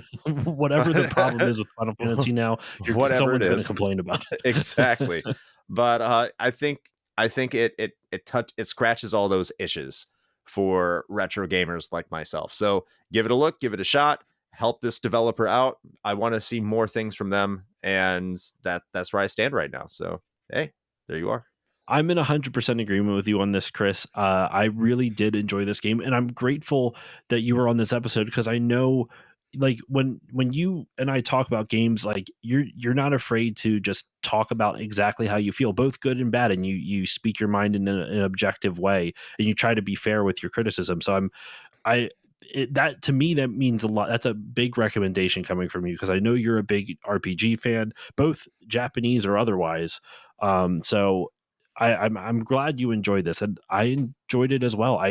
As much as I had issues with some of the things that we talked about at the beginning of the episode, with how the combat was balanced, how sometimes there was a lot of bug issues. It really is, as much as those are objective issues, and I'm willing to overlook them because it's an indie developer still fixing some of the flaws out. The game at its core, there is something there. There is something in this game that I enjoyed going to play it. I looked forward to playing it for this episode. I would the nights off of streaming and editing, I would look forward to just to like play through this. Also, there's controller support with this. I was actually playing this on my PS4 controller on my PC, which felt really nice. So you have to map the buttons out, but it, considering this is an indie game, I was actually surprised there was even some controller support for it. Um, Just yeah, to add on to that, I used my Retro Fighters Defender controller, which is supposed to be a PS1, 2, and 3 controller, and I didn't have to remap anything. that's fantastic. That's awesome. Yeah, I'm honestly genuinely impressed by this game, considering how much work had to go into this just for a single developer. Like, there's a lot of content here, and there is, on the Steam page, it does say 30 plus hours of content. As for those who stick around for the spoiler section, you will hear there's a lot of content we did not get to. Like, there's storylines that we neither Chris or I probably finished. There's a lot of story content in this, so it's definitely worth checking out. I thoroughly enjoyed it, and like Chris said, it's not that expensive. It's actually only $13 on Steam. Nice. Uh, so if you all are interested, I definitely recommend going to check it out. If you like older RPGs, JRPG inspired, like 16-bit JRPG inspired games, this is definitely worth checking out. It's still difficult, but I'm also not great at RPGs. Like I mentioned before, I can be a little dense, and I still was able to figure out my way through it, and it was worth it. It was a lot of fun. So, yeah, recommendations from both of us. So, Now on to the spoiler section. This game's got a lot of character subplots and it goes a lot of different places. By and large, and I want to hear your thoughts on this, Chris. By and Mhm. large, I found most of the characters' subplots pretty interesting. There is kind of like a main one, which is Elsie and Sullivan. But did you find in general like individual character subplots pretty interesting, or were you more take it or leave it? I think outside of Elsie and Sullivan, there were maybe two other characters that were really well developed and all that good. Now that's kind of saying, yeah, three characters out of your seven people in your party. I think it's seven or eight. That's or four. That's pretty good numbers. But I just felt like kind of like the other characters just thrown in there. So I would say that Hashem's story gets good at a point and can be developed. Yes. And let's see here. Elsie, Sullivan's, Hashem's, and Dumont's story has a lot of emphasis and focus on it as well. Daisy is part of Elsie's and Sullivan's story. That's really her Yep. development. That there's not much to her. Um, was it who's the other guy? Santos. There's Santos, Santos's development is like non-existent. and I'm kind of cool with that. He's just kind of there for kicks and giggles. Yeah. But he might actually. Here's the thing: like what Jeremy has sent me a few times is like there's a lot of like storylines that if you don't figure out where to go, you might not see it. So, for example, I didn't see any of Billy's story. Oh, I saw about I a bunch of know it. Yeah. I saw a bit of it. I saw the fact that he is a former he's kind of a former slum kid or foster kid who he joins the syndicate with his only friend Cassidy as a way out of being poor and in poverty. But then Billy ends up wanting to get a better life, and Cassidy's like, "Nah, I'm going to stay in the syndicate." What I didn't know, and here's where the spoilers for the episode once again, spoiler wall. Apparently Billy admitted to Cassidy that he had feelings for him, right? And he Hmm. wanted to. It's apparently alluded to, but it might have gone over my head. It might be a little bit more explicit later, and that's why Cassidy. I shouldn't say decided to stay in the syndicate, but he doesn't feel the same, and they part ways. So Cassidy almost, I feel like, ends up staying in the syndicate for a little because not because of that, but just kind of as a way to, like, I guess not. I don't know. I don't know if they're even connected, but I, I I like the way that the stories are told because they don't beat you over the head necessarily with everything. Like the Billy thing is pretty subtle. I also really like Hashem's story because he basically finds out that he left his kid sister alone to go find their mother who was a drug addict and was living with someone in Old City. But then it turns out that he fucking leaves his sister for like how many years? Like for a long time. Yeah, and his mother, and he just kind of abandons them. No, I can Yeah. understand that. Like he just makes his own path, and I think that makes him as a character interesting. What I found interesting as well is that he can leave your party if you choose to Yeah. stay with your sister, and he's gone. That's it. He was the Yeah, one that I wanted to keep, the one I referenced before where I lost him. Like, no, you're the only lock pick. I need you to unlock yeah, chests. yeah, because you get me money, motherfucker. You're staying with me. There's a couple. Exactly. Now Billy's story, I did see all that, and that involves going into a place called the Mole, which is an underground train station that was used to transport drugs, and that's where you get the Okay, story I about got to that too. Cassidy. I just must Yeah, have it just must have gone over my head. Sorry, continue. but that's where you get the story about Cassidy, and then there's one of the situations where you have to kill all the syndicate members in one of the areas, which I think is part of that's around the Mole quest. I'm not sure where. But after you kill all Yeah. these syndicate members or you evacuate them and they're gone or they abandon their area, you see Cassidy laying down in the bed. And that's where you get like the close to Billy's arc where he's just like, I miss you, man. And Cassidy's like, yeah, whatever, man. I'm out of here. And it kind of closes up there.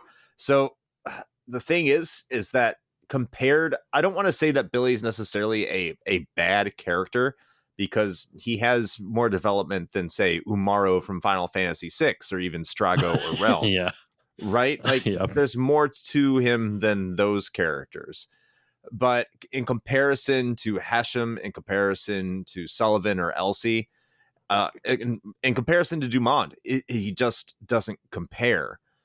He's better than Santos, I think. So maybe I just didn't find the things for Santos, because when I beat the game with him, he's thinking about, oh man, I think his wife's name's Angie. I like, oh, I really miss you or something. So maybe I didn't complete his side quest. Maybe I missed a lot of things with him. But Billy probably is the second least developed character. Also, there's parts where characters in your party will talk to each other if you go to the several areas. So when I think it was one of the sewers, after going into trying to get into West City, you see like Hashem and Billy, arguing with each other, and you can make decisions within those little vignettes that'll have consequences later on in the game. And then there's a reprisal of an event between the two of them in Madame Felix's that insinuated that Hashem's gay. And you get the choice in either it says that Billy's an illusion or it's his fantasy, or if I don't know it's actually happening, but you get the choice to kiss Billy or not kiss Billy. I just chose not to, just because I'm going to be forced to kiss Billy. I want to see what happens when I say no. And Hashem said, no, this is not the time now. So there's a little relationship going on with Hashem and Billy in this game too. Yes. I see. I didn't get that part, and that's why I think I didn't realize the connection between Billy and Cassidy. And Dumont's story is really, like you mentioned before, his story is really good. And real quick, just to round out Santos, is like you said, he's the least developed, at least as far as I'm aware. He pretty much agrees to help you because he owes like a favor to the Herana, pretty much. Like he's part Herana, I should say. And so he agrees to help you. But once he's done helping you get out of Old City, he's like, nah, I'm going to stay here. And if you go back to Old City, there's this old house in the slums that you can buy and then fix up and renovate. And you can choose to sell it to Santos if you want to, or keep it yourself, which makes no sense for you to keep it because you can make all the money back that you used and you can still sleep there for free. So you might as well just fucking do it. So you do all that, and then when you come back to the game later on, Santos is like, I'm bored with living here by myself. Can I go on an adventure with you? I'll go to Yerdan. It's fine. And that's pretty much his story arc after that point. So you're under the impression you needed to build the house in order for him to go with you? Because I did not rebuild the house. Oh, really? Yeah. I just went back there after I went to... After I got the boat again, I went back into the bar and he said, hey, can I come with you? And I'm like, yeah, come along. Oh, so that's interesting. So it can happen in different locations. I don't know if that was intentional, but it's kind of cool then. Because what happened was I finished the house. He asked to buy it. I'm like, sure. And so you get all the money back. And then I leave the house. I go back in and I talk to Santos just to see like what he would say. He's like, hey, I'm bored. Can I come down your journey? I'm like, oh, all right then. Sure. Come on in. Yeah, he did that with me. That's crazy. Yeah, he did with me in one of the bars, which was cool. Okay. Good to know. Dumont's story, as we referenced before, he is a Sakari mystic. And so Sakari are kind of like, would you say they're kind of analogous to like Muslims maybe? I would say so. Because this game definitely has a French feeling to it. So it could be however you want to, whatever the French were doing with, in their colonization past, which there's quite a bit of it. But yeah, he's part of the Sakari, and the Sakari are like active rebellions against DuPont, especially within the Old City. And there's honestly for good reason with that. Like something we didn't really touch on in the world building because I thought it would give a little bit too much away. Just because there's some moments that like genuinely shocked me. I don't know if they shocked you, but like you always get told, oh, the DuPont military is like, evil and militaristic. They don't allow dissension and this and that. And there's like it almost happens too often in the game, but I don't think I think it skirts the line just enough where it doesn't. Where just some of the DuPont soldiers just fucking murder people in the streets. Yeah, I do think that happens a little too often.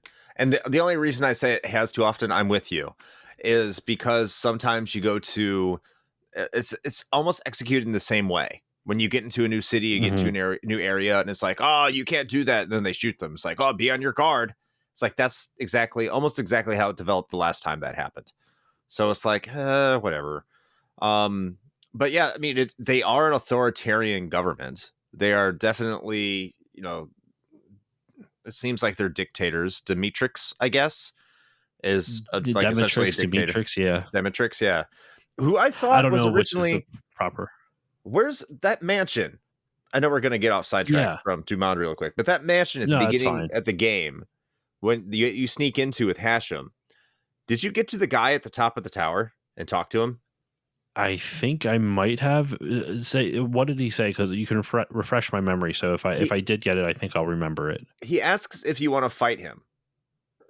And I said no. And he's like, yeah, that's correct. That's not the time yet. And then he goes off on this speech and he lets you go, which was weird because you're breaking into his house to steal something. And that's when you steal. That's when you rescue the Sakari. Because I didn't know what I was supposed to do there. So actually, at the end of the game, I tried going back because I wanted to fight him or talk to him or whatever. Because I thought he was Demetrix. Because I didn't know who he was. Like I didn't know the importance. So I'm going to go back there and get more information. But then I got through this endless loop of battles on the second floor. I was like, it's either glitched out or I'm not supposed to come back here. So I left. Huh. I'm not sure. I think I remember that guy, and I think I said no too, because as you've said before, the early versions of this combat was brutal. So it's like if it's giving me an option not to fight, I'm not gonna take you up on that offer right now, because generally that means if you're asking, you're gonna be tough to beat, and I don't know if I'm ready for that just yet. Yeah, your lackeys are damn near wiping the floor with me right now. Exactly. The Dumond missions are like basically he is trying to free his people from DuPont and like kind of get them out of the old city, because there's like a lot of violence and like prejudice against them there, and mainly by like the militaristic regime. There's also like some like I did not quite understand the whole drama within his like within the Sakari. Like I understood like he didn't agree with how one person was leading the Sakari, and so he would go to another person to ask, be like, hey, can I go against this guy with your blessing, type of thing. And I genuinely did not understand like what the beef was. Did you understand what the beef was between them? It went over my head a little bit. It's just because I didn't really care for Dumond, because he got to my party and all of his abilities were AP, and I did not like AP using characters. So there's just something that rubbed me the wrong way with him. And then like I got to Sakari, I'm like, oh, okay, all the Sakari stuff is cool. I like the Sakari. I just don't like Dumond. I think he's kind of a sniveling bitch. But that could have been it. And maybe he wasn't. It's just a lot of the things went over my head. So then you get there, and there seems to be this pecking order. And I think one of the biggest beefs is like there was the elder who you wanted to save, but the other person didn't. They wanted to take power for themselves, or they didn't want to rescue the Sakari that were trapped in DuPont. That's what it was. Yeah, they didn't want to rescue the Sakari.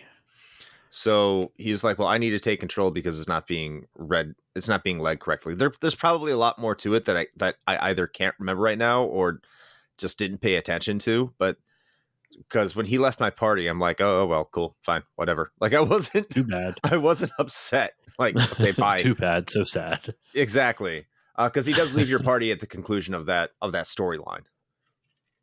I felt the same way when he left. Well, I had that glitch that I mentioned before. He wasn't in my party, even though he technically should have been in my party. So I had already said my goodbyes to him a while ago, before like in terms of story, that his story had concluded. Interesting story. I think just sloppily told. If I'm with you on that. Yeah.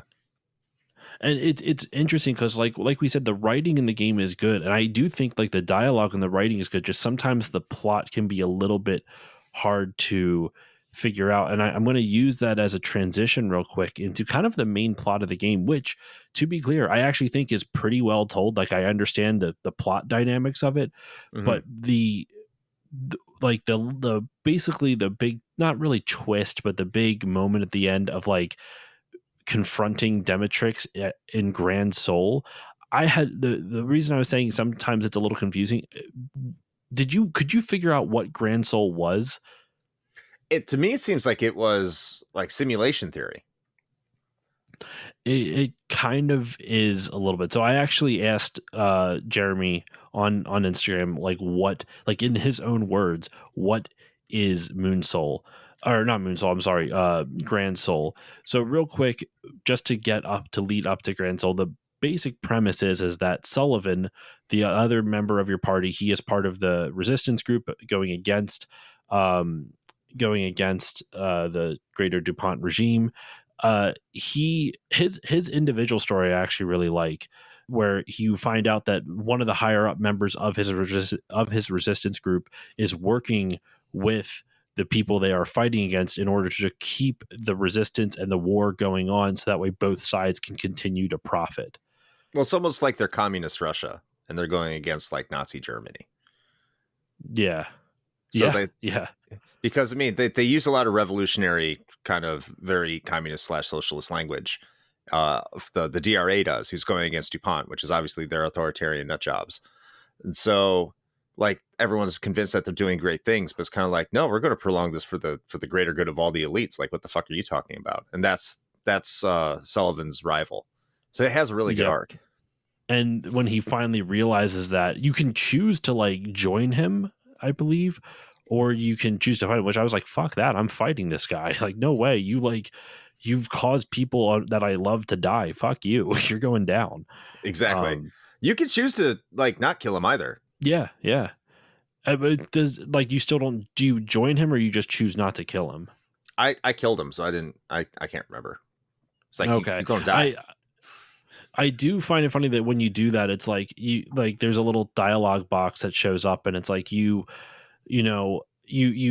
did the right thing, but it didn't make the world that much better, is pretty much like what it's saying, which I was like kind of bleak, but I kind of understand it too. Like, when you take out one bad person, generally just another bad person shows up in their place. Yeah. Usually. And that's kind of what it was going for. I liked it when you're in that council meeting with Sullivan and New DuPont, and you're having a discussion about how you're going to take care of all these scientists. And like, you get two options. Are you going to take care of the scientists, or are you going to make a full assault? And the guy that's your rival says that he wants a full assault. I can't remember his name. I'm sorry, but he wants a full assault. And I was like, look, no, let's go underground. He's like, okay, go underground and kill all the scientists in their sleep. But then you make it there and they're all awake, and it's like, you have the choice of whether or not you want to kill them or let them go. And you can let them go. And like, I liked all those choices, because as you were suggesting earlier, these choices, even though I don't think they make an impact, at least in the version that we're playing, they are like read back to you at the boss battle with the Grand Soul. Yep. And it's cool that it keeps track of it. It kind of like uses that to remind you of what moral decisions you've made throughout this 20+ hour journey you've been on so far. Yeah. I really like that. And like with Sullivan's backstory, I kind of resonate with it, because it reminds me of like, I still consider myself overall an optimist, but as you grow older, you have lots of rude awakenings to how the world works. Mm-hmm. And I kind of resonate with his story arc, because I feel the same way as he does. I've never been part of like a resistance group or anything, but like, I can understand the feeling of like believing in an ideal that you think is the right thing to do, only to realize that the people who you thought were with you don't actually give two shits about the same ideal, and they're just using you. And I've never had anything that dramatic personally happen to me, but I can understand that feeling of like your ideal getting ripped out from under you, and it might not be as altruistic as you had hoped it would be. Yeah. So I can relate with Sullivan's story a lot. I like his character arc a lot. And in turn, he is dating, or he had a relationship with another character in the past, which is Elsie. Elsie also has a really cool backstory, in my opinion, where she is the daughter of Demetrix. Elsie is the best character in this game. She is the best character in this game. She is the most developed. She is the most interesting. She has the best backstory. She has the best conclusion to her arc. And every character that's around, like, there's several characters that build her up in addition to who she is. how is she like not the best character? She almost should be the protagonist. Like, I think if Yeah. she was the protagonist, I actually almost think this game would be a little bit better. But yeah, she is such a good character, dude. Did you Go do ahead. the whole rehab thing for her? I did. It was so good. Yeah. And it's simple to an extent where it's like you basically you so Elsie at the beginning of the game, she has a drug addiction. She has a stim addiction, as they said in the on the Steam page, and you can choose to spend like I think it's like 3,000 decas or something like that, or something like that. Maybe 1,000. I think it's 3K anyway. But you can spend the decas to put her into a rehab, and then you play as her for a little bit of time, and the choices you make in the rehab dictate how she succeeds, how she will behave after the rehab. And all the choices, to be fair, are pretty painstakingly obvious. It's always like, do you want to make a healthy meal, or do you want to, just eat some Cheetos and sit on the couch or Right. something like that. It's, or do you want to exercise, or do you want to just take a nap and cry or something like it was always stuff where, and those weren't the actual choices, but the making healthy food and the choosing to exercise were, but I forget what the negatives were, but they were always like, it was always very clear, like this was a good decision, this was a bad decision. But I do still think, even though it was obvious, sometimes it's nice just to see, like, in general, like when you're dealing with something like that, when you're going through hardships, sometimes it's hard to pick the right choice, even though it's hard. And I feel like this game, even though it makes it easy to see what the right choice is, it illustrates her journey that she goes through. And I really enjoyed that whole scene. Well, when you meet her, she just seems like someone out of the slums. And you know what, they got Mhm. the writing got a little bit too far away because the setup was really involving the ink addiction that was going on through DuPont. Yes. And I felt that was dropped almost immediately after you got out of the slums. And I felt like there's a heavy lean into the drug addiction and the drug problems within DuPont. And it just kind of, by the time you got to West City, that felt like that wasn't even a thing anymore. Now, RPGs do that a lot. They do. Yeah. But it just felt like it never happened, which was weird, outside of Elsie. And she was on Stim, which was different than Ink. But like, you find out when you meet Elsie, you just think that she's this merc out of the slums or whatever, like just some peasant girl, and then you find out that she's the daughter of the most powerful person in your world. And she Hmm. had a daughter with one of the most influential people that's rebelling against the most powerful person in the Yep. world. And she has to overcome drug addiction and then overcome meeting her daughter that she thought was abandoned and or dead, and then watching her daughter die. It's like, her arc is insane. It is. And I loved it. and all those things that you just listed, it would be so easy to feel contrived and cheesy and a little bit too convenient, but it doesn't. The writing is good enough where Yes. it doesn't feel like that, like all those plot points work. Like, you don't, like when you find out that her and Sullivan, because he puts breadcrumbs for you there. Like when you first meet Sullivan, it's in the mines, and that was the scene that I mentioned before where I had the bug. Um, Elsie meets Sullivan and she runs away, and she kind of alludes to it, but she doesn't really go into her past right there because she doesn't know you well enough yet. She doesn't feel comfortable. But she does mention, I think she's like, "Oh, I used to date that guy," type of thing. Yes, she But does. Yeah. you don't realize the full extent of how they had a kid together, and how once her dad found out, he took Daisy, which is the other character that we have yet to meet, Yeah. or which we haven't talked about yet, which we'll go into. But he took Daisy, and so she loses her kid, which is why and then she gets kicked out of her home because of it, which, based off what you see of Demetrix or whatever it is throughout the game, it kind of makes sense that he would do that because he's an evil, heinous piece of shit. Well, And she was that's also like choosing a life of rebellion. She was also like actively choosing to be on drugs. She developed her stim habit prior to that. So yeah, I okay. mean, he's an evil piece of shit, but um he's just more of a dictator. I mean, he's not even really human anymore by the time that you fight him, because he's the Grand Soul, right? But Mm-hmm. like it's kind of understandable that, like, here you are, you're in a very wealthy family, and instead of adhering to that sort of culture or that upbringing and carrying on those traditions, you actively rebel against it, become a drug addict, and then you become pregnant, have a kid, and like you're in a situation you probably can't take care of it, and you continue to rebel. I could see why her family disowned her, because if she's not Yeah. looking for help or trying to get help, yeah, she's in a world of hurt. And like, I'm not saying her family should have abandoned her, but it makes sense. Like, I won't like be like her family was completely awful, because I'm sure we've all had family members that no matter how much you try to help them, they just don't want the help and will just turn your back on you. And that sounds like the person she was when that happened to her in her life. I see. I see what you're getting at.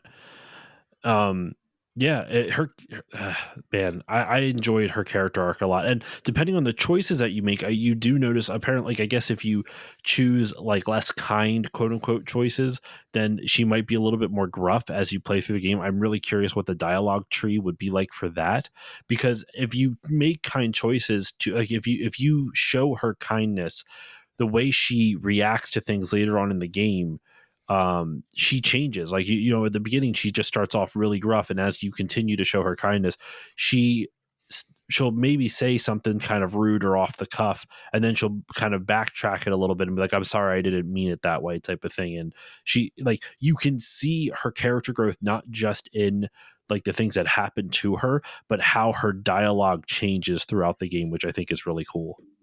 Did you say what Jeremy thought the Grand Soul was? Or said it No, I was? did Not not. thought. Okay, we'll get there. All right, um not thought, yeah, because he we'll knows. get Uh, we'll get to that, because essentially, I mean, we can jump into it here, where Sullivan and Elsie's daughter, who was taken by Demetrix, turns out she was not like given up for adoption or taken somewhere else. Demetrix did something kind of even more heinous than that. He experimented on her, Hmm. and he basically turned her into an AI, as the thing says. She is a DuPont armed, as the description on the store page says. She is a DuPont armed artificial intelligence Model Z, and that's why a Lost Girl interconnected with the infinite power of the Grand Soul. And so when you find Daisy, she basically tells you like she's interconnected with the Grand Soul and can see everything. So she can see how the world, like how everything connects to each other. So she knows a lot about your stories and your adventures so far.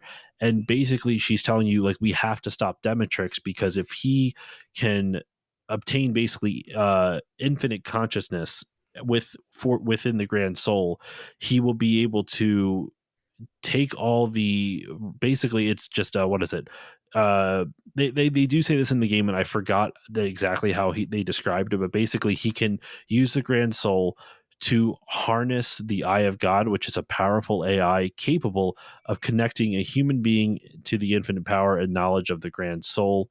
And he wants to use that to, because he's power hungry and he's a megalomaniac, and it would also unify all the cybernetic soldiers under one consciousness, allowing for perfectly synchronized military hive mind. So the And Borg, obviously, what? Sorry. the Borg. Yeah, pretty much. And so you can imagine if Demetrix is able to do that in this world that's already pretty much beyond fucked, and there's already a bunch of cybertronic or cybernetic soldiers, that's pretty bad, because the world's already pretty fucked up, and now he gets even more power on top of what he already has. And what the Grand Soul actually is, like, we keep talking about Daisy was connected to the Grand Soul and she can see all these connections. What he says in my DMs with him, it's like a mass surveillance network slash internet slash military communication system, which Demetrix tries to harness by connecting the Eye of God. He also points out that the point of the as the game progresses through, you always see references to the One by like Sakari mystics and that kind of stuff, and that's the concept of like universal consciousness and a God concept. And that's the kind of expansive consciousness that Demetrix is looking for. That's what the Grand Soul kind of is. It's that expansive consciousness, and Like Jungian, he's looking for what? Sorry, like Jungian's what is it? Universal consciousness, I shared don't know consciousness. Jungian. Okay, I only know that because I of Pixel Project Radio. Shout out to Rick. shout out to Rick once again, baby. Yeah, Demetrix is looking for that, and he's trying to achieve that through the eye of God, where other people experience, like, can try to achieve it via spiritual experiences. Um, and Daisy, the daughter who he pretty much experimented on, is the opposite of Demetrix. Her mind developed within the expansiveness of the Grand Soul, and she sees the interconnectedness of things and doesn't want power. She's like an enlightened perfect being, as what he described. And so Demetrix is the opposite. Like, she grew up within the Grand Soul because he was experimenting on her, trying to make that connection. I guess she was supposed to be, because remember, it's an AI, like the Eye of God is a powerful AI, and Daisy is part AI. So he was trying to basically turn her into the Eye of God so he could gain access to the Grand Soul, if that makes sense. Yes, I mean, it all makes sense to me. I still think Daisy she's an interesting character. She's like a catalyst for the plot, and she is a necessary character. Unfortunately, she is a shit party member. Yes, because her HP is way too low. It was a little bit higher, or her defense was better, or something. She probably would have been better, but yeah, she really brings the story together at the end. And the only issue I have, because eventually you go fight the Grand Soul, you battle the Grand Soul, you destroy it, and the entire time the main protagonist is getting little bits of information about how the protagonist might be the one, and might be the Eye of God themselves. And that's how they are connected, because throughout the game you're getting these little messages about how you're super powerful. It doesn't really tie that up at any point, kind of at the end, because the Grand Soul recognizes that your character is the most important character, and kind of infers that they are like God, or like the son of God, or like the whatever. Like, you're kind of Jesus, but not Jesus. But at the end, it's just, I forgot where I was going with this. She just brings it all together. Wrap up to their story. Yeah, there's no wrap up to it. Real quick, I think there may be a wrap up, and Jeremy did ask if I wanted this to him to spoil the secret ending, because we got 3 out of the 4 secret bosses.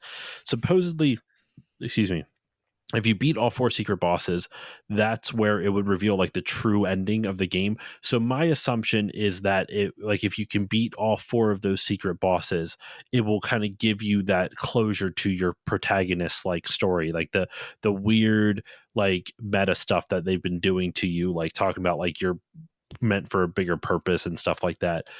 But you have to find these 4 secret bosses, which aren't, I didn't have a hard time finding it. The 4th boss, I know you said you weren't able to find it. If you get on a boat and just randomly explore the Southwest, there is an island that you can go to, and there's like a little villa on there. And once you defeat the 3 bosses, it actually, if you remember, there's like a dream that you're in where you're walking around an island. No, I know what you're talking about. Maybe I couldn't find the 3rd boss. I know one was in the second one was in the caves. The first one was in the mines. No, the second one was in the mines. The first one for me was in the so technically, if you're going by the order you can access it, the first one is in the mines. The second one, you're right, is in the caves underneath the mansion up north. Yeah. The third one is in an island in the bottom right of the world, not on the Great Lake, which that lake's fucking huge. We didn't even really talk about that. We'll save that for people who otherwise will be here for another little while. Yeah. But once you're out onto the main overworld map, on the bottom, I shouldn't say the exact bottom right, but kind of in the southeast area, there's an island you can go to where there's like an abandoned factory type of thing, and you can go there and fight the 3rd secret boss. And then the 4th secret boss is in kind of like the southwest, where you can kind of see like an island villa type of thing, and there's like gravestones on the northern part of the island. And once you get all 3 bosses, you can then fight the 4th secret boss, which beat the shit out of me. Like, I was having such a hard time beating him. And then unfortunately, this wasn't the dev's fault, but like when they updated the game, it corrupted my save file. So I can't go back to it. Oh It's no. a little frustrating. Not the dev's fault once again. It's just kind of an unfortunate situation, and it is what it is. But yeah. But once again, kind of going back to my point I was making about the story, I wish the characters' stories would better align with your characters. I don't know why your character in particular would find it beneficial to like help out Dumont, like evacuate the Sukari, because your character is just trying Yeah. to, especially when you get options to be kind of scummy, which you do throughout the game. Like it seems like the entire point of your character, you can be interested in your party members, but you don't have to be. You can be completely disinterested. And again, you don't have to do these things. But it just seems like the game automatically assumes that you're going to be interested in helping your party members, and their goals don't really help you fulfill your ambitions. It's more like you're just tagging along with them because they're your party members. So like It's what an advantage? altruistic sense. Like, Yeah, a little too altruistic. But this is after me sitting down and like thinking about this, because guess what? This happens in like any RPG with a silent protagonist. They just yeah. assume like Chrono Trigger, like, why are you doing all this stuff? Well, the power of friendship. Okay, whatever. That happens a lot in Chrono Trigger. But that happens here. It's like, why are you going to go? Why would you even go find Daisy? It's like because you get a message on your boat saying, "Mother, come see me." Okay, but you're in charge and you're trying to get the Yerdan, and there's no financial benefit here for you. Why would your character want to do that when you've been implicitly told your desire, your drive as a protagonist, if even if you want to role play this, your role as a character is to get the fuck out of DuPont. None of this helps your character. So what would drive them to do that other than just being a really good person? I'm with you. And the motivation, because it is a silent protagonist, doesn't make sense. I do want to wrap up the episode now. We've been going for, I Yep, mean, yep, yep. even with some of the breaks, we've been going for almost definitely over 2 hours by our watch. I don't know what it's going to be after editing. And you have a hard out in a little bit, so I want to make sure we get you off to your next appointment. So I want to wrap up this episode with, of course, just some shout outs and plugs and everything. But yeah, I guess the last thing here, final thoughts on the story. Overall, did you find it enjoyable or kind of hit or miss or just kind of a miss? The story? Yeah. I think it's enjoyable. Don't think about it like I did. Don't ask what the motivations are, because overall, like Sullivan and Elsie's story and how that's told, and even Dumont's story, for as much as I don't really care for Dumont, they are really well told, and the writing is actually a lot better than what you might think it may be. So enjoy it, do all the extra content, because the extra content is well written. It does explore your hmm characters. It does make them better. So I would say, yeah, it's not a complete hit. I've expressed my criticisms of it, but I do think it's a lot better than what I thought it was going to be coming into it. I think it delivered where it needed to deliver, and the characters it chose to develop and their story arcs are very well done overall. So yeah, I give it a recommend. I'm with you on that, especially Elsie's story, as we've gushed about ad nauseum at this point. It's a fantastic story, and as much as like your protagonist doesn't have much going on, that's okay with me. I'm okay with just the simple narrative of like, you need money, go buy stuff. Like, I'm cool with that because Elsie's story is so interesting, and I do kind of agree with you. It may have made the game a little bit stronger if she was the main protagonist as opposed to like a nameless one, but it is what it is. And overall, I would, despite the criticisms, excuse me, I agree with you. It's a fun story, and I enjoyed going through the narrative. So yeah, let's wrap this up, Chris. This was a great chat, man. Thank you so much for joining me for this episode and taking the time. Once again, I said it at the top, but like seriously, thank you so much, man, for setting aside not only the 20 hours plus to play this game, but also the 2+ hours now to record this episode. I'm really grateful that you agreed to sit to take a chance on this little indie game, and I'm glad we both ended up enjoying it. So I want to throw it back over to you now. Where can the good people find you online? What would you like to promote? What do you got going on in your content creation and podcasting world? Well, I am part of the Retro Hangover podcast, and that is a show where we take a game that has been out for more than 10 years and we review it. Sometimes we do console retrospectives, sometimes we talk about personalities. But if you want to hear that content, head over to our link tree, which is linktr.ee/retro hangover. There's also a couple other things we do. A show called The Flight, which is alternate from our main show, which we give our top 5 of whatever our patrons choose us to talk about. And then we have another show, which your host, Josh, is a part of called The King of Games. And The King of Games 96 I don't know when this is coming out. When is it coming out? This is coming out later this month, actually. Okay.